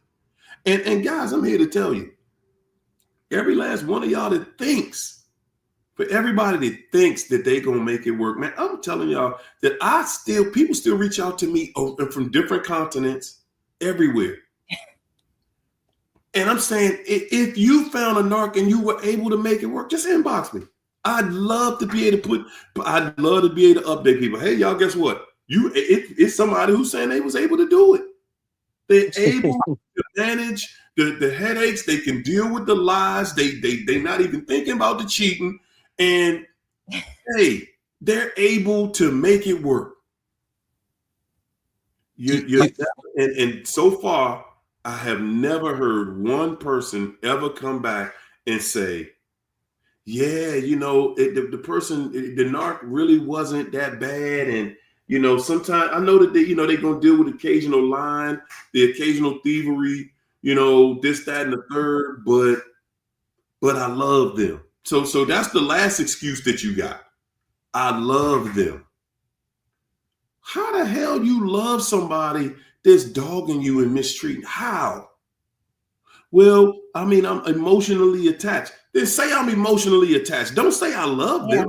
Are addicted. It has the same that pathway. It's the same pathway that addiction has, like cocaine, like crack cocaine has. It's when you have that push pull, that feeling, and especially the way that the narcissists do, all of that craziness stuff that they do.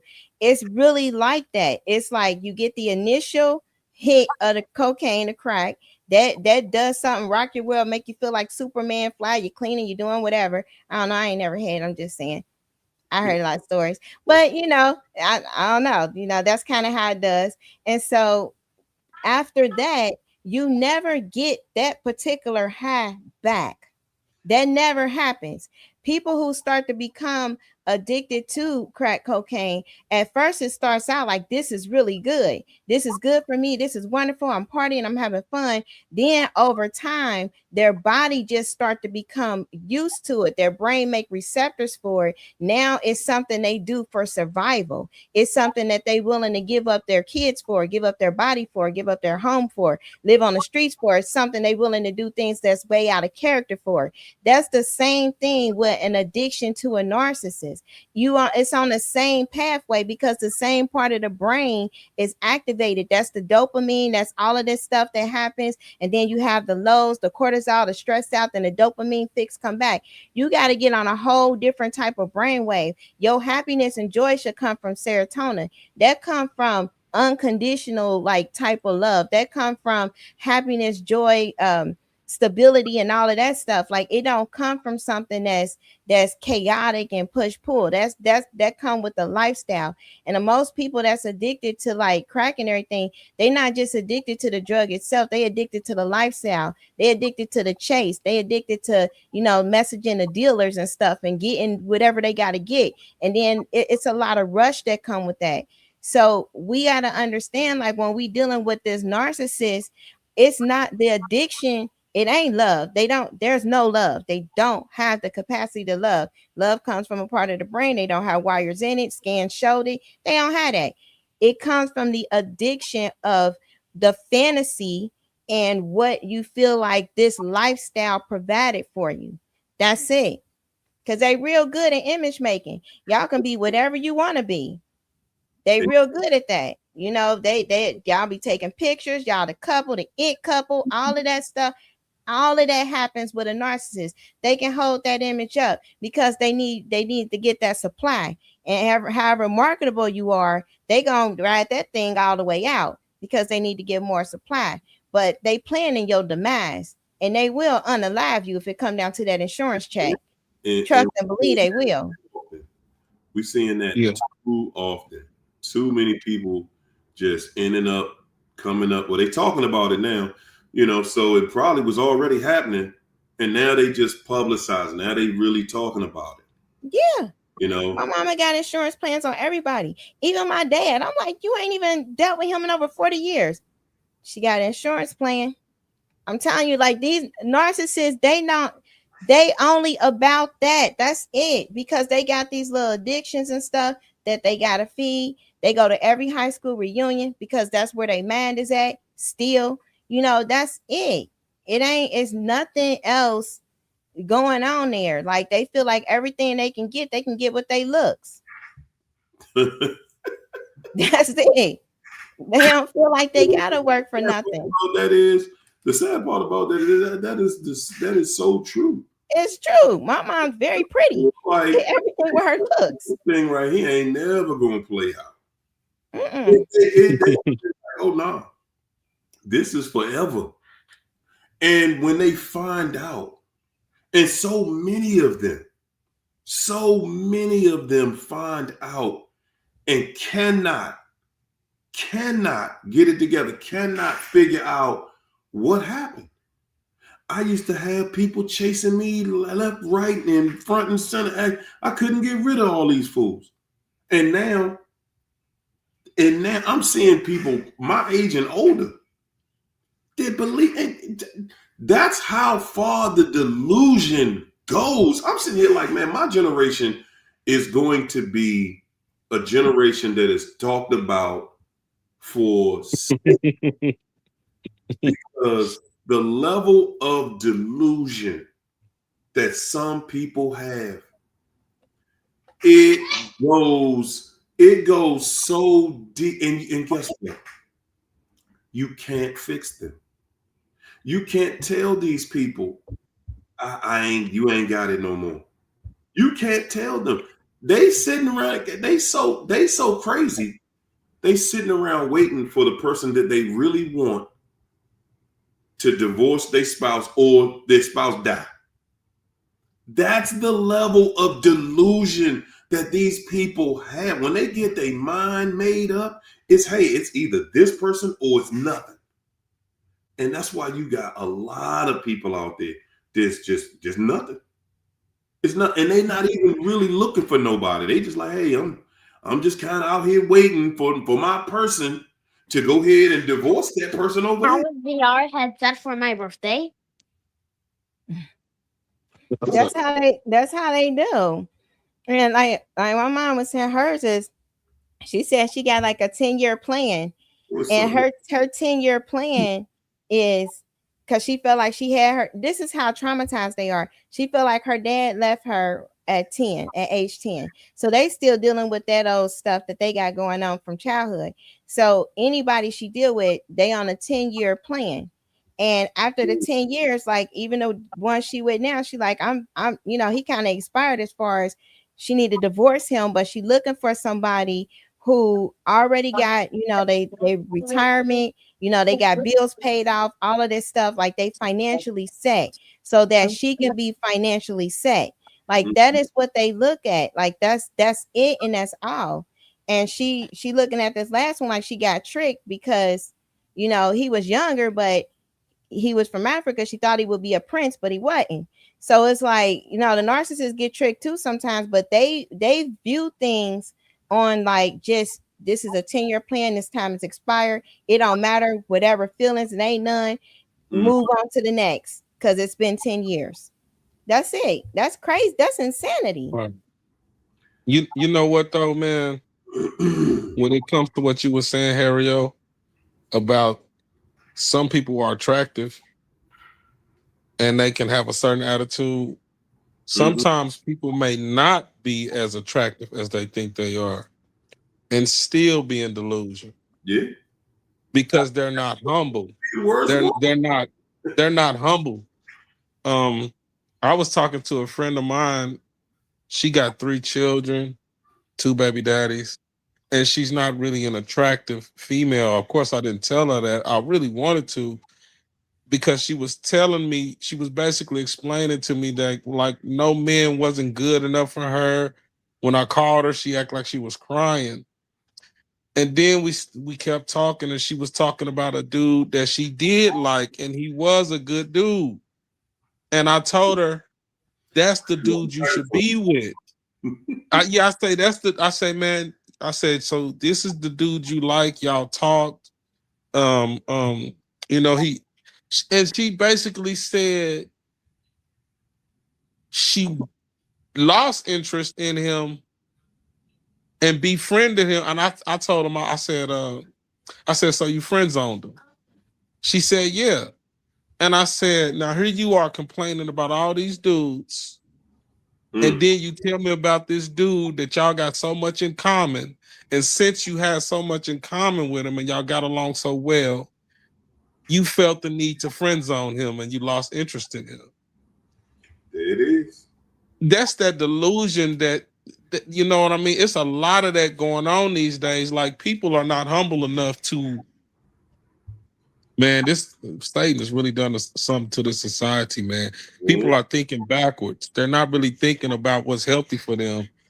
And social media I think it got everybody doing these comparisons, feeling like they deserve the best of the best. And when you're not humble, you really you sabotage yourself in a lot of situations without even knowing it. You know what I mean? Yeah. So I think that's something we got to work on, even when it comes to other situations outside of dating and relationships. Sometimes you have to be grateful for what you have, and you will appreciate it better versus thinking that you always deserve more or better than what you have. I had to check myself with the job that I got because of that. You know what I mean? Because you can sabotage thinking the grass is green on the other side, and you can trick yourself out of a good situation and find yourself in a situation that really is way worse and not working for you. So yeah, you're right about that delusion, Harry-O. It's crazy. It is. It's I had something else I wanted to say though. It'll come back to me. It'll come back to me. Yeah, man. So, guys, like I said at the top of the hour, man, if I was able, good God, if I could just have had that convo with somebody that put some sense in my head year one, man, you're not going to spend your life chasing the ghost of this person. I remember what I had to say now. You're not going to enjoy your life with a narcissist. You're not. Anybody with a narcissist, you're not going to enjoy your life with them. Every vacation you go on, it's going to be something. It's going to be something. Every holiday, every birthday, it's going to be something. Every time y'all think you doing something and you just in a good mood and you want to share that and you want it to be, you trying to make it right in your mind of what you think right is, they're going to show you.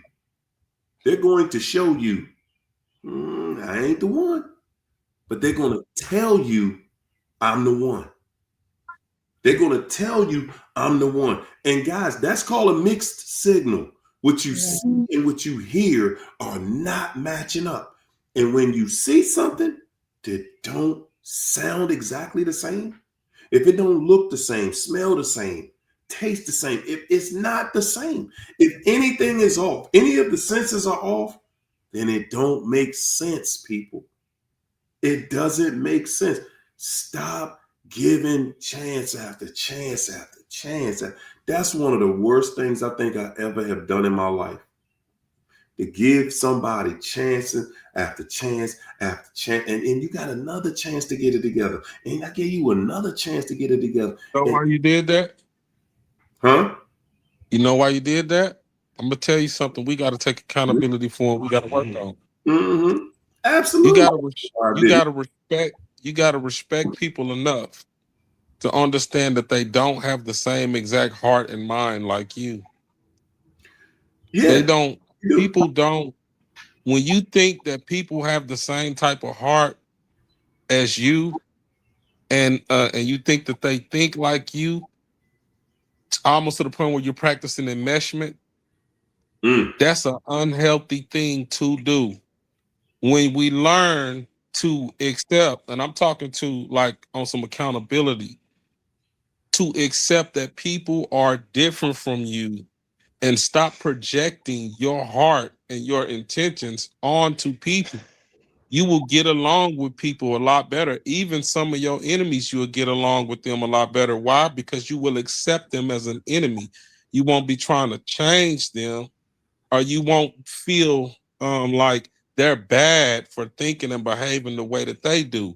What you'll do is you'll say, okay, that's how they get down, that's how they operate, and you'll keep your distance from that person, or you'll just do business with them with certain type of boundaries. But we can't be out here thinking that people have the same heart, mind, and intentions as us, because it don't take long for people to really show you what's going on in their mind. You know what I mean? Because it's not like everybody's a full-blown narcissist, but everybody don't have the same type of morals and standards and beliefs that you have. And when they different from you, you might label them a narcissist, but they might just be an a-hole. You know what I mean? But you have to understand that people are different from you. Just because people are telling you something, that may not be who they are. They may just want something from you at that time. You know what I'm saying? So when we learn how to have boundaries and take time, like Harry always say, like, take the time and be patient and let people show themselves, and you will see who they really are and what they are about and how you need to deal with them. Yeah, that's real. I mean, I think narcissists rush it so much that I think that was kind of probably a lot of pitfalls that people got into in here, like on the chat. I know, like with situations, the things that I wish somebody would have said, like they go so hard in securing their hook, line, and sinking you as a supply. Like I think that's kind of like they rush so much that it's hard to really fully see how they interact. Like you don't see them in different dynamics because that what they do is just kind of idealize you. Like they just put you on a pedestal, so you don't see how they act in a restaurant, or if they gonna go off on a waitress or eat their food and send it back. Like you don't see all of that other stuff right away that it kind of let you know, like, man, I think I'm dealing with a narcissist. You don't see that. So I think on the lines what CJ was saying, like waiting and kind of like seeing how somebody is, that is important. yeah. And that cognitive dissonance, somebody wanted to like speak on that. Like we kind of, if we get into the point, like when you're dealing with a narcissist, they so good at that mind manipulation or whatever they doing, to get what they want, like being mirroring you and all of the things you like and everything and stuff. They're so good at that we view, our brain can split. And it happens especially if we grew up with a parent, mainly the mother, that was narcissist. You had good mom, bad mom. So as a child, you knew how to behave to get good mom to react, or you knew if you did this, bad mom will react. So that gets you already groomed to have that split brain on people you interact with. So when you're dealing with a narcissist, because they acted so good or did everything that you felt like you wanted in the beginning, because they was mirroring things you were saying, you see them as they got this good part of them. So when they do the evil, your brain see that too, but your brain can kind of disregard that because you split yourself. And you start to decide based on whatever fantasy you want with this narcissist, that I'm a believe they still that good person. Like I know they got that good in them. I seen this happen, but that never was real. That's our brain playing tricks on us. They never was that person. All they did was observe you. They studied you. You had some things that they wanted, some status, some accolades, they knew that they can get you. If you were kind or whatever, they knew how to get in, and then they knew what weakness they can find, and then they knew that they got you from there. So they did whatever it was that they felt like you needed at that time to get in their foot in the door. And then after that, everything else is a lie. Like even that was a lie. It was never, they never had that ability to do that. They just have a mask, and that's it. They know what role to play. They watch a lot of TV. They know if they tell you, "Oh, I love you," and not, they good for it. Love you, babe. Love you. They do that day one. They know if they do all of that stuff, that's what you need to hear, because they heard your story and that you ain't come from a loving family. There you go. So that's it. The split and everything, that cognitive dissonance is us not willing to accept the truth and a reality that whatever we thought was going on with this narcissist is not real. Like we have to really be able to accept that, like that's not real. No matter how much we want it to be real. Yeah, one of the number one telltale signs that you're dealing with a narc, though, is the mirroring. It's the mirroring. They really try to see what you want to see, and they try to mirror that instead of coming as themselves. They really will mirror whatever let's say if you have a religion or and you wear certain things on your head, or you wear your hair a certain way, or something like that, they will really try to put on that image so that you can see that, you know, if your favorite team is the Chicago Bulls, they will come over your house in that Chicago Bulls jersey the first day. That mirroring is something that that's a dead giveaway. That's showing you they don't have a self that they're presenting to you. They are presenting to you a character that's really just going to mirror you instead of showing up as themselves. You know what I mean? You know, another thing though, with with love bombing, it is natural for us when we like a person, we will lose. People do lose themselves a little bit. It's natural. It's not necessarily a bad thing if you find yourself thinking about a person that you like, and you want to text them and you want to call them, or if they acting like that towards you. We've made that a bad thing because narcissists love bomb real hard. But it's kind of natural when two people like each other to temporarily kind of lose themselves, and then they really get to know each other better and find imperfections and things like that. You know what I mean? So don't feel bad if you find yourself, if somebody likes you enough to where they're calling you or texting you, they may not be love bombing you. I just want to throw that out there. You know what I mean? Yeah, I mean, you know, the thing about it is that nowadays people know, because you'll leave evidence. Anybody love bombing, they're going to leave evidence. The evidence is going to be later on when you saw, oh, you was faking. Yep.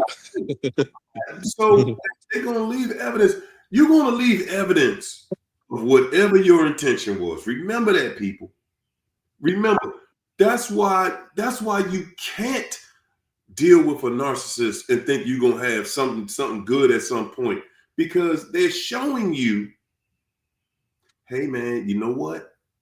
I'm only leaving evidence that I'm cruddy. I'm only leaving evidence that I lie, that I steal, that I cheat. I'm only leaving evidence. When you do your payroll of your relationship, or what transpired here? What transpired? Did the person tell me the truth? Did you cheat on me? Did you gaslight me? Did you love bomb me? The evidence is there. All we got to do is go through accounting and do this payroll. That's it. Because it's really there. The evidence is all there. And both people have a full understanding of exactly what went down, how it went down, why it went down. So what you can't do to yourself at any point is say, damn, maybe I shouldn't have did this part. Well, maybe I should have just, I should have let them get away with it. Or maybe I should have did that. No, accept exactly what is there. What transpired here? Oh, you lied to me, you manipulated me, you tricked me. At the end of the day, we got to start doing honest math. See, we be trying to get the cheat sheet.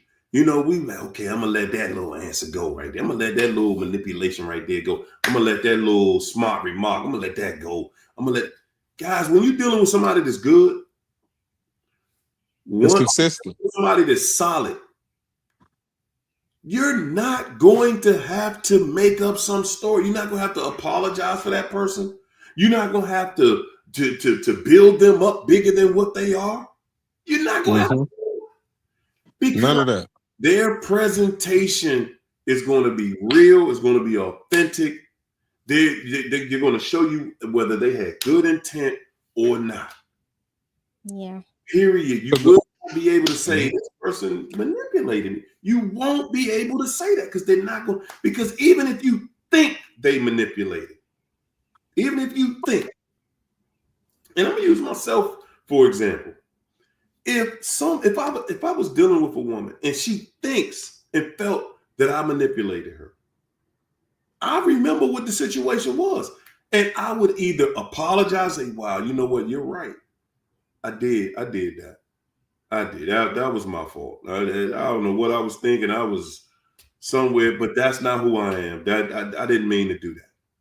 I'm big enough to apologize about it. But what I'm not going to do is sit there and say, nah, you crazy. That didn't even happen. I'm not going to try to convince this person that, that their entire experience, that it was a lie. No, we both have an experience, and my version of the story may be somewhat different.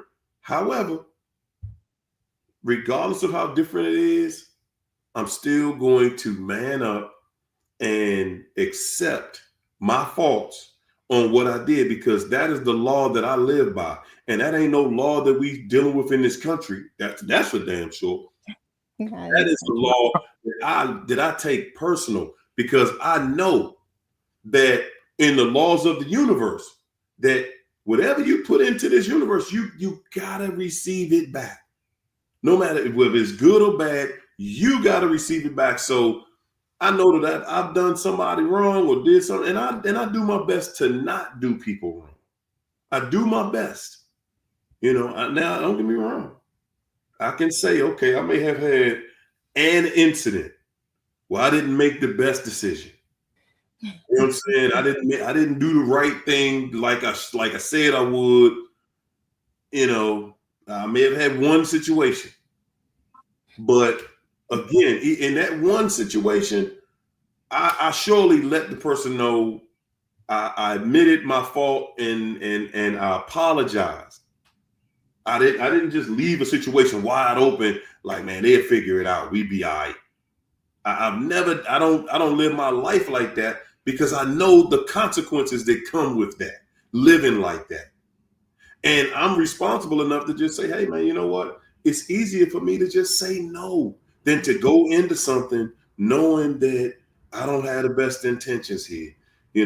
Look, baby, this is what I'm trying to do. That's all it's gonna be. Nah, I ain't feeling all that extra, more than this. Nah, I ain't doing it. I'm gonna tell you on some level, I'm gonna tell you, I'm gonna show you what it is, because you're like, nah, you know what? We might not even have to get to certain points in this, because this ain't happening. I'm not him. Yeah, I'm too old for that. I'm a whole head. This is for being an old head, because boy, oh boy, this how you know, Harry. This how you know when you being love bombed. Mm-hmm. It shuts off immediately when you set a boundary. That's right. The minute you set a boundary with a person that's love bombing you, they mask drops. Come on, because they not having it. They like, hey. Because if that was really them, they would at least want to talk to you, discuss the issue or something, but they will immediately switch. They will switch up on you as soon as you set a boundary, or if you say something that they disagree with. Now, this person supposedly liked you, was crazy about you and doing all that, but the minute that you said something or did something or just set a boundary, and it wasn't nothing bad or intentional against them. It was just that you just set a boundary. And you thought that you can tell this person you wanted your house key back. You was over here for a few days, and but I'm gonna need my spare key back. And now all hell broke loose. And you realize that this person is not the person that you thought they were. That's how you know you was being love bombed versus a person that really liked you. And they just kind of really couldn't control themselves. You know what I mean? So yeah. The love bomb stops when you set a boundary. And that's going to eventually happen naturally. Yeah. Or when you say no. Say what? Or when you say no, they hate the word no. Like they hate the word no when they expected you to say yes, because they really probably did a whole lot of like planning and stuff to make sure that things go the way that they said that it would go. But there you go. they definitely hate, the word no. You be like, they be like, hey, give me a loan. No, There you not go. doing it. Then all hell breaks loose. And that's exactly where they coming from, man. That's see what where they coming from, y'all. I'm so skilled with it now. I would just be watching it. I could you kind of just watch and wait for it. And it's not that you want that, and it's not that you don't give people chances, but it's just that, okay, I want to see. I want to see if this is real, because none of us are perfect. Nobody's perfect. And one thing I'm learning is how to be, because I'm a humble person, is how to be patient with people, try to understand where people are coming from. But at the same time, I'm just not finna let you walk all over me because you think I like you enough to let you do that. It's not happening. Some people will get mad at you when they realize that they can't treat you any way they choose to treat you. Yeah. You know what I mean? But see, I wouldn't do you like that. So why do you think that I'm gonna let you do me like that? You see what I'm saying? And Joe, that's a whole that's just how they think. That's their character. That's their frame of mind. When you're dealing with a manipulator's going to manipulate. That's Yes. what they are. That's what they do. That does not change, will not change, no matter what. We could sit back and hope and have this thought that one day, somehow, if meteorites go through the sky at the same time in the precise moment, then maybe this fool gonna act right and get it together.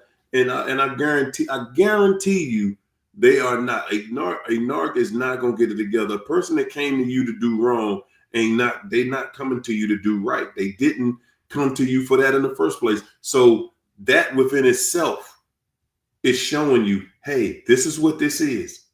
You can take it, you can leave it alone, but this is what it is, y'all.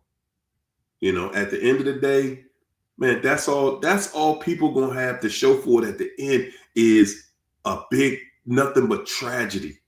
You're gonna be sitting back asking yourself, like, man, what did I do to deserve this? Why is somebody this evil? It's not that it is that they are that evil. But why would they do that to you? And you asking yourself the wrong question. You should be asking yourself, why did I allow it? Why did I stay there? Why did I stay there? Because those are the questions you're gonna ask yourself at the end. What made me stay there for that? And guys, they say that you ruminate for years. That's what they're talking about. You're gonna be asking yourself for years, what in the hell was I doing? What was I doing? And why? Why was I doing it? Because it doesn't make sense. You will. One thing for sure, I guarantee everybody, no matter where you get in life, you ain't ever gonna get to a place where you understand why you stayed with the narc for so long, why you stayed in that, why you allowed somebody to play with your mind and emotions that did not deserve that position in the first place. You will not be able to do it, guys. They do crazy stuff. I'm telling the first one, I really feel like he set up the kidnapping. And then, you just be in fear. Like, you new to a neighborhood, you in fear. You didn't got kidnapped. This one is saying they the only one that can make sure you ain't gonna get kidnapped again because you ain't got no sense. All of this stuff. And they do things that they create real life events. Like it's nothing that is no limit to a narcissist.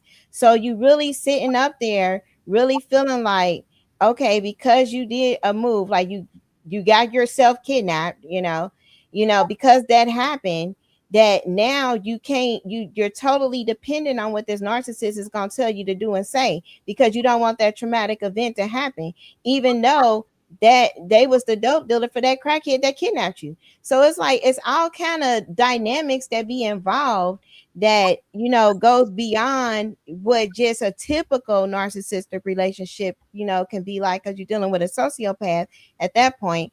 But you know, it's like all these other things that kind of make you stay in something that is total control dominance that you're not happy in, you know, because it's, and then like China was saying before, the family situation is just as unsafe.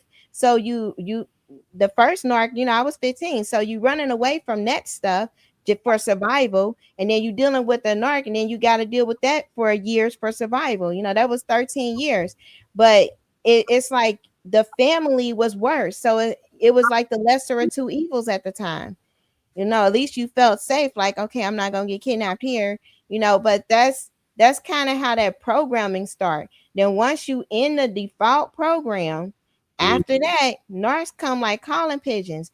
The next situation, okay, that's better. At least I'm not getting kidnapped. But now this one is Casanova, but doing all kind of other stuff, robbing you blind and everything, and thinking like you don't have enough sense to manage your finances. So you know, that's a good one they like to use. So they got to do it because you just don't have sense. You know, it's like all of this stuff that keep you in, that keep you trapped in things, even though, you know, like they'll say like you don't have sense, or they'll say like common sense, whatever. But even though you kind of excelling academically, like there has to be something to you because you're doing some things right. But a narcissist will always minimize that. Like you won't go to no graduations, nothing like that. They'll minimize that stuff, and they'll say, "Oh, you can take a test or whatever," but they'll keep you dependent on them in some way, shape, or form, and usually it's because of fear. Yeah, man. But man, Fear of that loss, man. That's a heavy hitter, y'all. That's a heavy hitter right there, man. That's talk. That's something that you talking to yourself about in the background the whole time.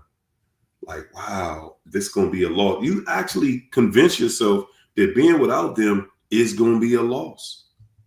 I mean, we make these stories up like that this person been something good, attentive, somebody that we need in our life, and the whole time, like, man, what you need this person for again? Right. Like, you ain't had no peace, no tranquility since you've been dealing with that person. Guys, and I'm saying, it's easy for people who are attracted to each other to get along, but you will not be able to continue to get along if you not. When it's not, when I'm gonna tell y'all, I heard this example one day. I can't remember exactly the way this dude said it, but damn, it made sense. He said, man, when somebody's attracted to you, you know it. Period. Yeah. You know it. Yeah. When you're confused, when you're guessing if they are, they're not. No. You know they not. Whenever you second guessing something, this ain't it. It's getting so messed up now, man. People act like, well, because I can appreciate when a person, you know, I think men, you know, we be flattered when somebody like us. We so used to getting, you know, but it's so bad out here now. People acting like showing that you like a person is a bad thing. People take that as you know, like in the dating world, it's almost like if you like a person, then you have to show them that you don't like them, which don't make no damn sense. There you go. There you go. You know what I mean? That's why I said earlier, man, that when somebody likes you, like you said, Harry, you know it. We can't take that as a bad sign. The only type of person that will take you liking them as you must be weak, you must be stupid, is because they know they ain't worth liking. There you go. There you So go. they lose respect for you for liking them because they look at you as a person who must think you probably ain't got no sense. There you go. Because you know what I mean? But if you say what? Go ahead, Harry. They already know how cruddy they are. Yeah. You like me. Yeah. You Really? like me? Yeah, you must be, you know what I mean? So got one. It's crazy, but on top of narcissism, we also got a lot of just dysfunctional people out here behaving and doing a lot of things that we would consider very narcissistic. Relationships are difficult now. People are difficult now. On top of everybody being stressed about what's going on in the economy and what's going on with the food, and I could just, I'm not going to get off into all of that, but it's just, you have to really have a relationship with your God, knowledge of self. You have to be humble. You have to be a researcher and one who sincerely wants to understand people, because people are dynamic. We're not all the same. And we all have a agreeable and disagreeable side. When you get to know anybody, there's a side to them that you're not going to like, and there's a side to them you like. Just because somebody does something you don't like, that don't automatically make them a narcissist. Just because their point of views are different from yours, that don't make them a narcissist. When you really deal with a narcissist, you know something is off about this person. They are sadistic, and they get off on hurting you for loving them. That is your punishment. And you be like, why is this person punishing me for being good to them? That's because they have a real mental disorder. You know what I mean? Yeah. I don't like the fact that I see a lot of misdiagnosing going on social media now. And I be wanting to say to them, I be saying to myself, these people really haven't dealt with a narcissist. Because when you really deal with a narcissist, you damn near have a spiritual awakening. You get you start looking at yourself and you start looking at your own weaknesses. You begin to see people differently. You have for a while, you might almost be scared to even open up and get close to people because of the experience you had with this person who deceived you and really tried to destroy you. Just because you had a bad relationship with somebody, that don't mean that the other one was a narcissist, that they're a narcissist. And it's a lot of that going on. Everybody wants to label somebody a narcissist. People have bad relationships. That's always been going on. Oh yeah. Oh yeah. But you know what I mean? Well, but people don't run off with your identity after having a bad relationship with you. Right. You now, see what I mean? Go ahead, Ariel. Having said that, you got to also look at this too. Okay. Having a bad relationship, when you're not dealing with a narcissist, it's not really going to end bad. Because I've ended relationships with women. I've had relationships ended, and we are very good friends. And I mean, still very good friends, because there was no disrespect. See, what we not gonna do is say, well, nah, this not that, and this not that because of that. When we talking about people, because we live, and I'm saying this way because we live in a world that's full of narcissists, bro. It's far more than we call it out. It's far more than we're calling out here. And I'm saying that because of the evidence that's out here.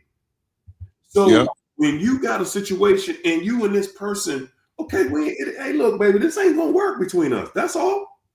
It ain't working. Listen, you like arguing, I don't like arguing. It ain't gonna work. Friends, we can be cool. I'm not gonna argue with you. I'm not gonna do it. And if you do it again, okay, because I know you're gonna do it again. You do it again, we're not gonna deal with each other no more. See, that's not a narcissist. That's somebody saying, listen, I'm not into that crazy stuff. I'm into being consistently happy. And if that ain't what you into, I'm not labeling you a bad person. I'm just labeling you as somebody I'm not going to deal with. Harry-O. We gonna get into all that. It's gonna be Harry-O. Check this out. And I don't mean to cut you off. I'm gonna let you finish. But what you saying, I feel you, bro. I find myself friend zoning women out of sympathy for them.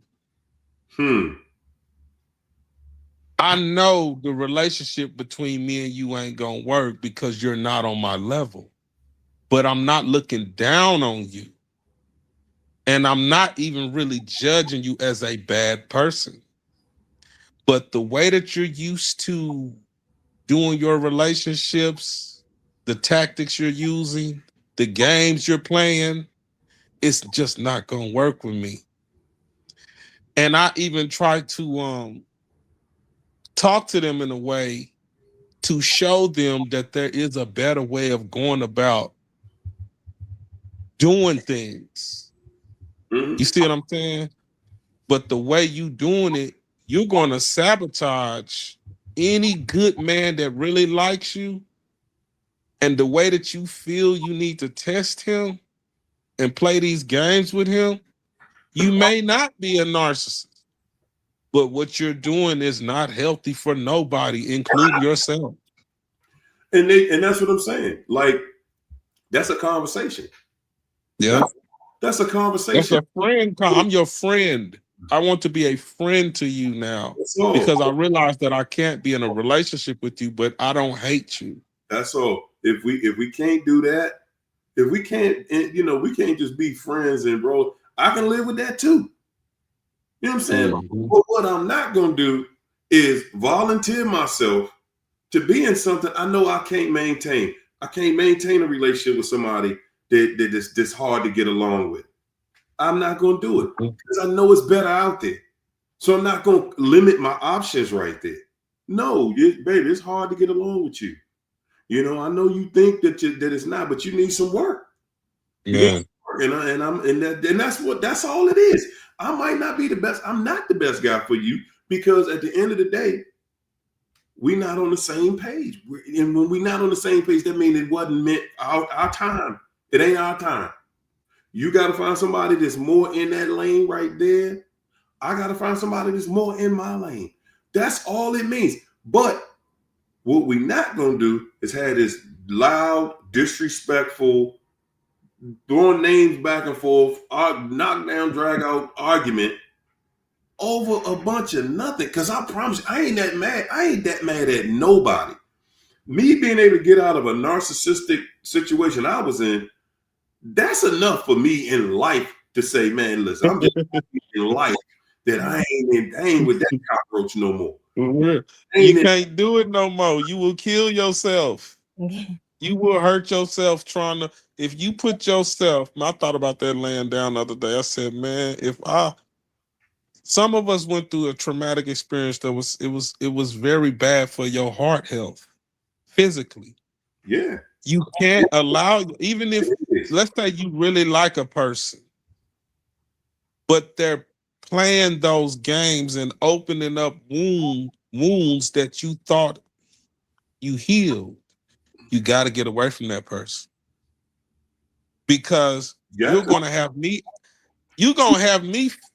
act out in a way that I might do something to you based on old trauma and anger that I thought I got rid of.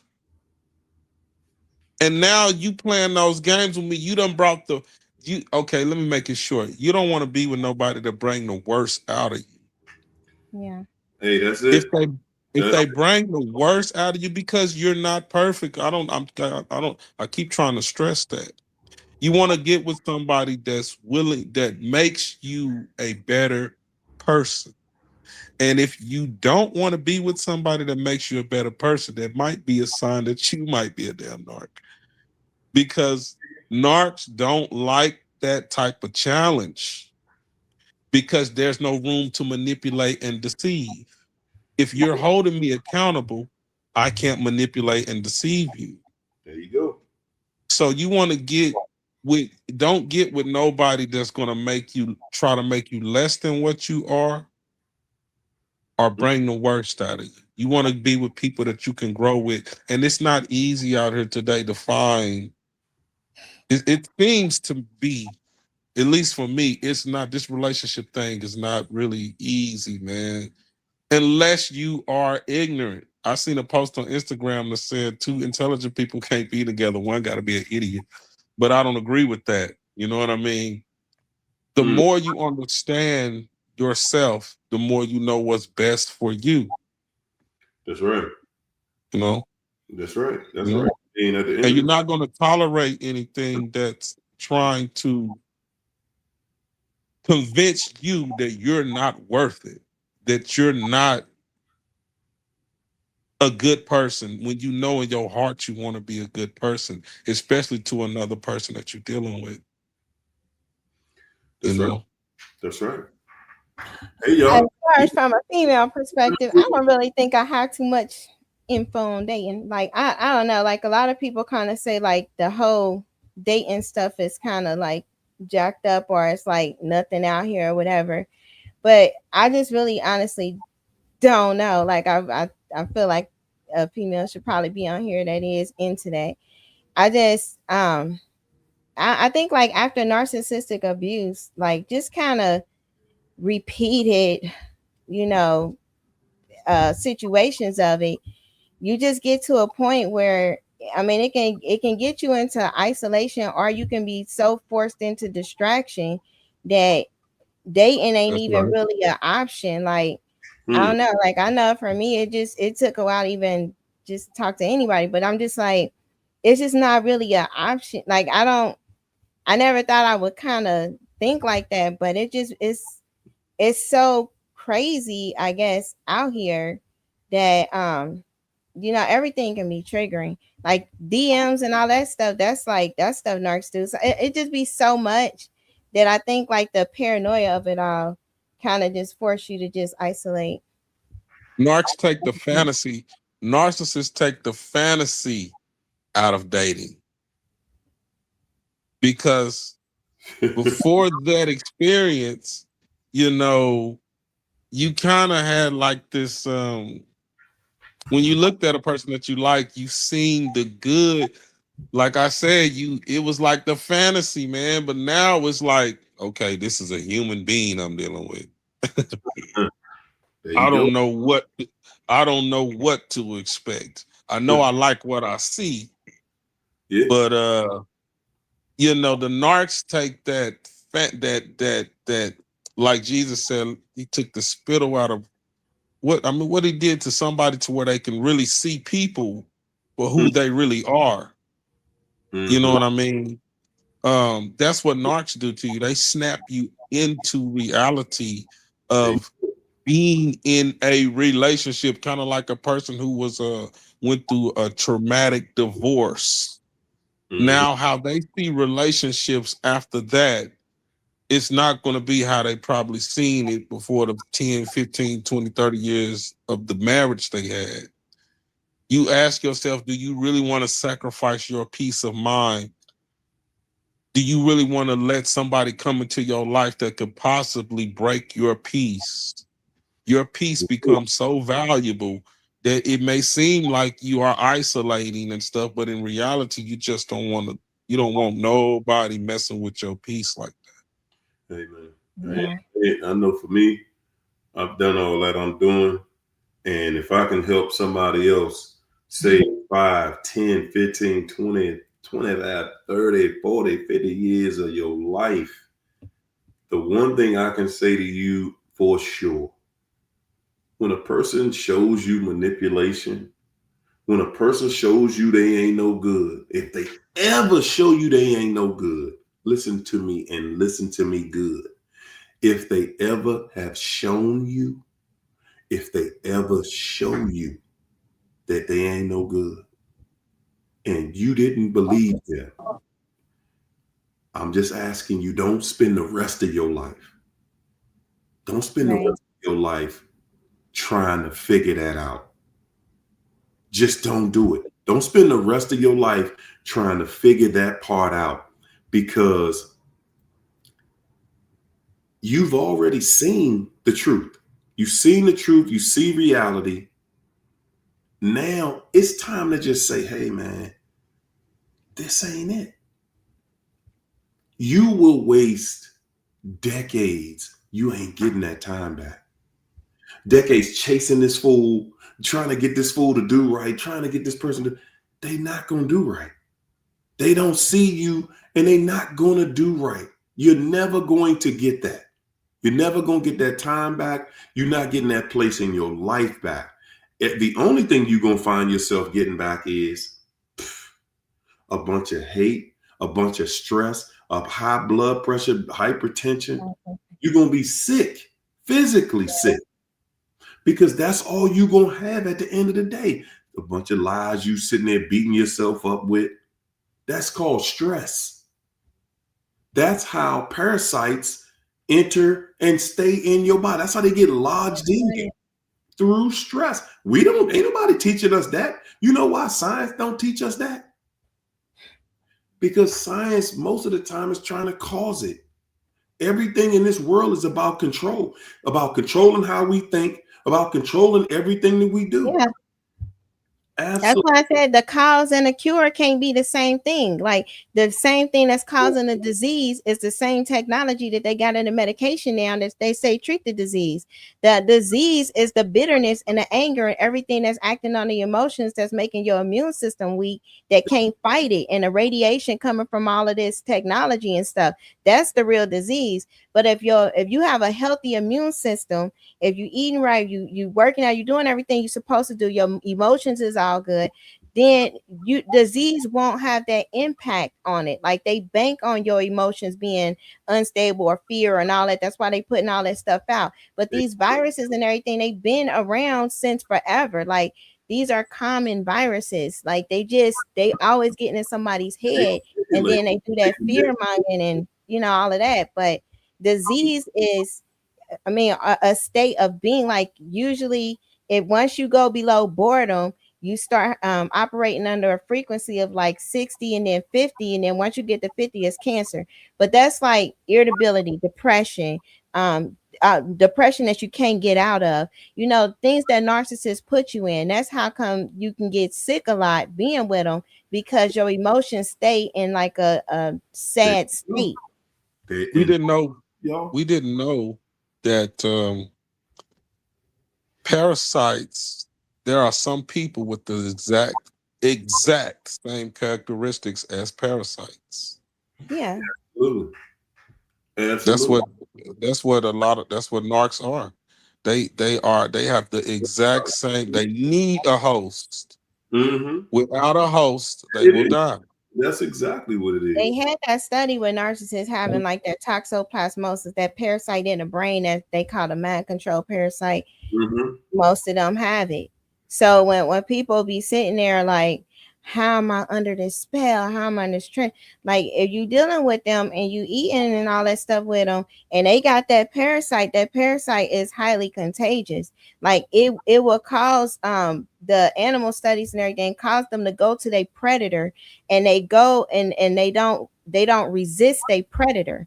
That's what that kind of parasite does, and it's in the brain, and it's toxoplasmosis.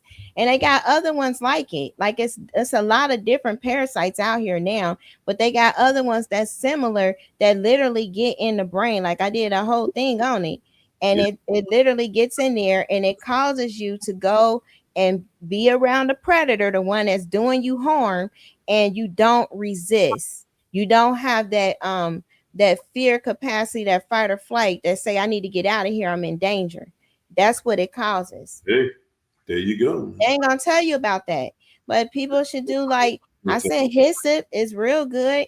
Peppermint oil, like it's different stuff out here now that's been used forever, that before medicine came along, that actually help cleanse your body of parasites. Oil. I'm telling you, wormwood is one. Good God Almighty. Now that ain't the easiest thing to consume. Trust and believe that. Hyssop might be better. It's easier. What? Hyssop.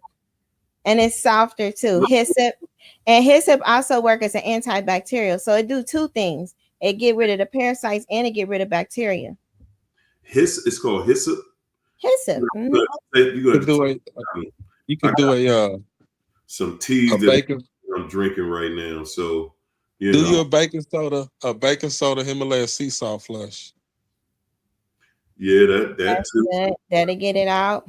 I use Himalayan sea salt every single day. Baking soda actually is something because that's a salt. That's basically salt. Yeah. And it's alkaline. It's alkaline. I mean, it's gonna flush you. Don't go nowhere. Yeah. And you get like some sour salt. Like this. This is the thing. A lot of that when stuff, you learn, we're learning how to cleanse the inside of the body for parasites, which is good because it's also a relation to people. The more self-respect you have for your body, you're not going to allow a parasite or a parasitic person to disrespect that body. You know what I mean? Yeah. So, yeah. The correlation between people and parasites is crazy, man, because some people thrive off of, they love to see you in low energy, low vibrational energy. They love to see you unhealthy because it puts money in their pocket. You being sick puts money in their pocket. Yeah, that's what they said when they created that Bible. They said, hey, the root of all evil is the love of money. The love of it. The love. And they love money more than people, more than anything else. Good God. And money is perception. Like, it's all perception. And they about to go to a carbon-based currency. Like, they literally made that announcement about 2 years ago. Listen, hey, Keith, while we sitting here thinking that these elections, it's all racist, the country done went back to the 60s and it's this and it's that, I guarantee everybody watching this ain't checking the money. And everybody is distracted. And while you are distracted, your life is being changed. Oh, they not checking the patent W2020. That you will see. We all are going to see. We already see it and don't even believe it. Because, guys, you know what they got us thinking? These prices going to go back down. They didn't went to Venezuela, took the oil. The prices are going to go back down. It's going to stabilize. If Donald Trump said it, then you know it's a lie.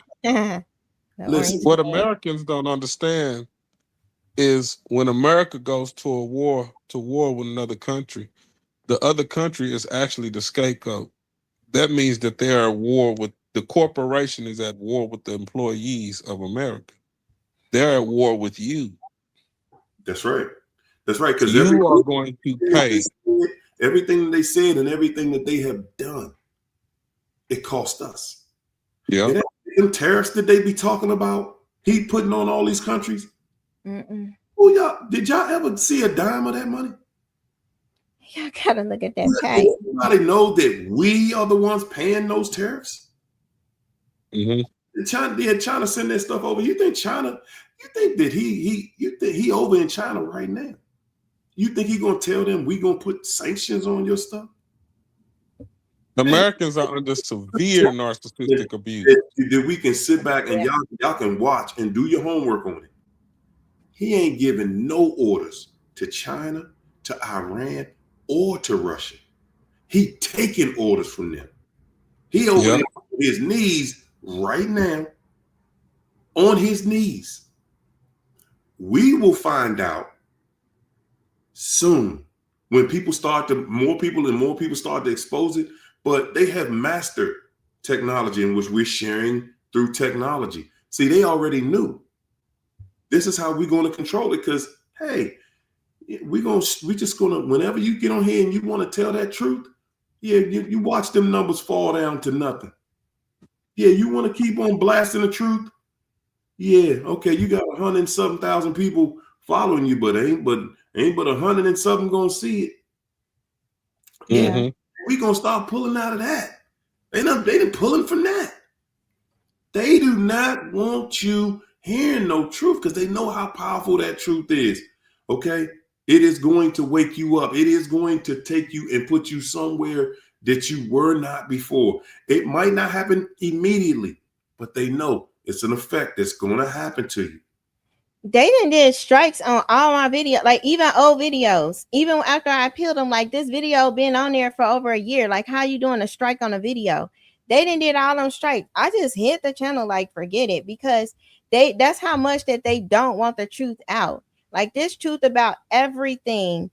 And you know, this is stuff that's already been discussed. Even if we go back, like people who probably new to this channel, if you go back and listen to some of the things we talked about, even on this show here, you know, months ago, like everything that is happening, that is the truth that they don't want people to hear.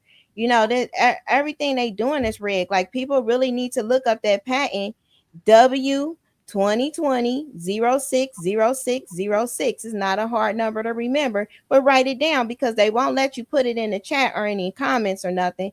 AI gonna flag that. But that's the state of where the currency is going. They gonna hook it up to your movements, you know, to your biosensory, whatever you're doing, your carbon footprint and all of that. That's the plan for all of this. They want everything to collapse, the dollar to collapse, all that to collapse, and then United Nations want to take over. And that's the goal. And people still have a choice. You got a choice to believe the system. You either gonna believe the system, believe what they say, or you can be independent in your thoughts. You know, you know that what they saying is right and what they saying is a lie. Like you know, that's it. Like believe the narratives, everything they saying on all of the stuff, TV, media, whatever they can control is a lie. Or have your own independent way of thinking and sit down like, wait a minute, let me see if this makes sense. Read some books, get some encyclopedias, get something that's not a live document online that AI constantly can change, because they always changing what history and the truth is.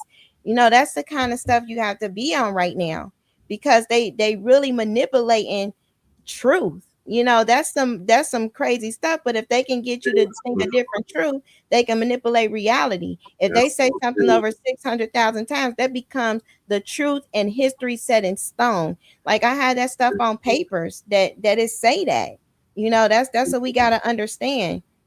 What Americans are just happen to Americans are going to have to come to the grips with. Happening, man. Hey guys, listen, man. We okay, go ahead. The last 3 hours we going on today. We got an extra one today, y'all. We getting up out of here though, because I ain't even ate dinner yet, and that's about to happen, champ. Hey guys, look here. Thanks for everybody for coming out, doing what we do. Thank our panelists for this evening. My man CJ came through, and Keisha China had to go because she was getting off work. You know how that go. So look at y'all. I'm gonna leave y'all just like we came in here with nothing but love, peace, and Soul Train. See y'all next week. All right. Everybody have a wonderful weekend. How can we do that? Good night, everybody. Appreciate you. Peace.